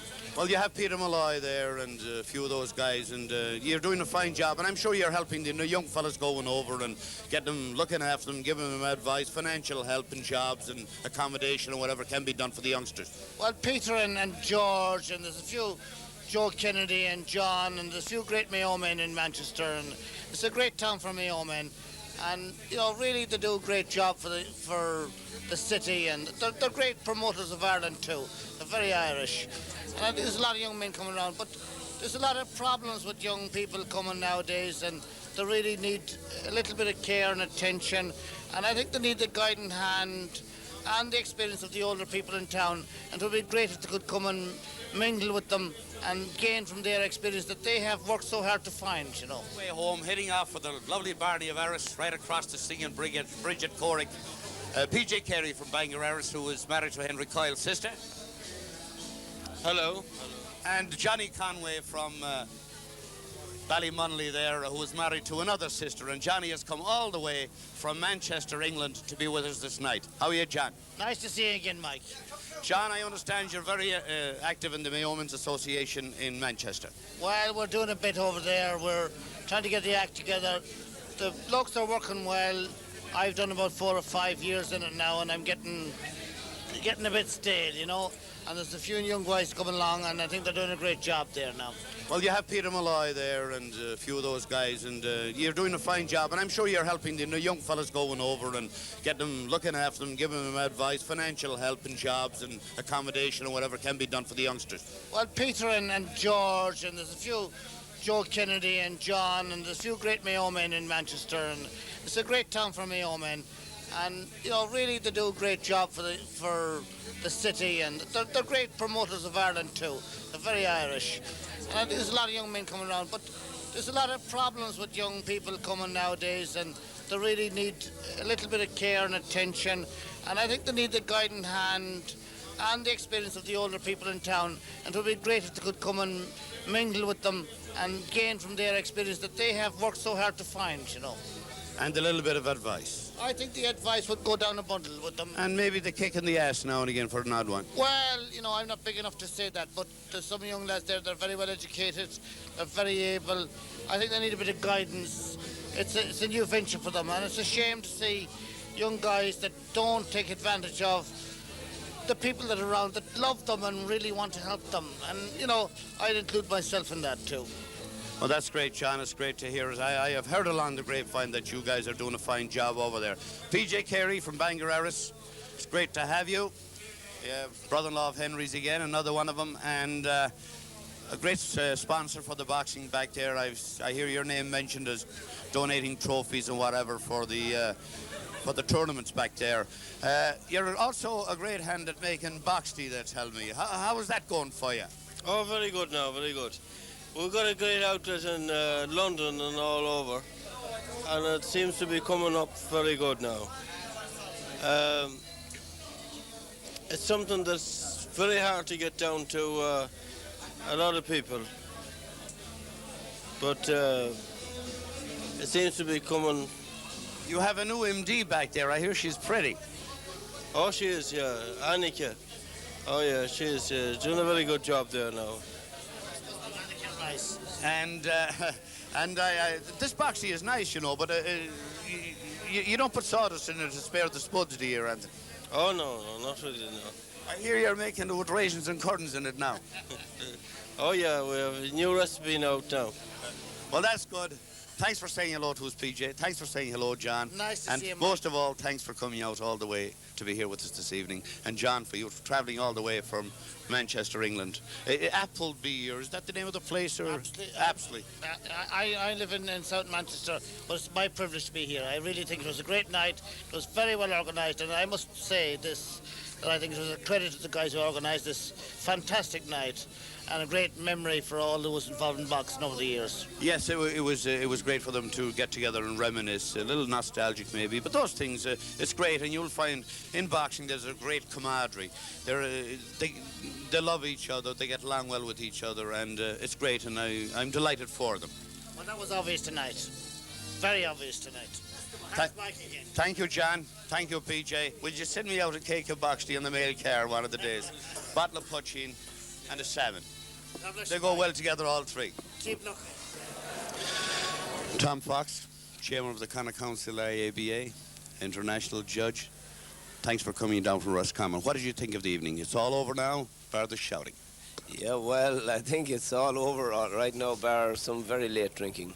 But the simple fact of the matter is it was a tremendous night, extremely well organised, and I don't know how any one person or body of people could have taken on with such a project. They were very courageous to have taken on with it in the first place, but then when they did take on with it, they saw it through to the very end. And one man in particular who deserves tremendous credit is Joe Hennigan. Of course, the Mayo County Board in particular, but Joe Hennigan especially. Well, your point is well taken, Tom, because Joe was the axle around which the wheel spun. And then he was the hubcap on top of that put it all together. He put tremendous effort and work into it. And indeed, I wholly agree with you that congratulations are the order of the night for Joe. He did a very fine job. It was great of you to come down from Roscommon. You sell drink for a living up there, and... Yes, I do indeed. I sell it, and sometimes I think I'm giving it away. But however, I think we're one of the just unpaid collector of taxes for the government. But however, apart from all that, it was delightful to get the opportunity of coming down here, and I'm always delighted to be invited. I was invited down here tonight by Joe, and I'd like to say, Joe, thanks very much indeed. You did a tremendous job. Thank you, Tom. Johnny O'Boyle, light heavyweight, Connacht champion, Mayo champion, international representative. You're looking well. Well, I'd like to congratulate all the lads, the boys here tonight, and wish them well. And I'd like to join with Tom Fox and what he said about Joe. It was a tremendous night, and I think that it wouldn't be so but for him. And what more can I say? Well, John, you were involved in the competitive end of yourself for a long time, and then you were training the Ballina club, and you've had some good boys down there. You've landed a few national champions, and you've your own brother Michael over in Chicago won the gloves, and Sean Rutledge won an Irish title here and won the gloves over. And wasn't it great to see Henry Coyle here? Well, it was marvellous. When he got up there and made a speech about, you know, he said a few words, and it meant a lot to me because I know what he had to say came from his heart, and it was great to see him here. That's all I have to say. Tom, you were both, you boxed in the 1980 trip to Chicago, and Tom, you came on that one too, didn't you? Yes, I did indeed. That was a tremendous occasion, and I think fair play to yourself and Eamon Harkin for having organised it on this side of the Atlantic. I know Henry Coyle did the necessary on the other side, but it was a tremendous occasion, absolutely. You know, we can say this, but I had a chat with Henry here on the video tonight, and it might happen again, you know. Yeah. I'm sure you'd be both delighted. Well, certainly I would. Certainly, I wouldn't mind coughing in a little bit just to get on another trip out there. It was really fantastic. Well, we kept the good wine till last. We're finished now for the rest of the evening. This is Mike Howard saying good night. Congratulations to the champs of today and yesterday. Thanks very much for coming from Chicago and England and Dublin and wherever. To the good people who came here tonight, thanks very much. To the sponsors, and the main sponsor, Paddy O'Hora, Kathleen, and the Business Supply Company. To the Downhill Hotel for making their premises available. Beautiful meal, Kate Bíle Fáilte, the best of coffee and the best of other liquid refreshments. And again, may I say, Yeslav Jagarashavilug, and Much the Morach agus a Goni.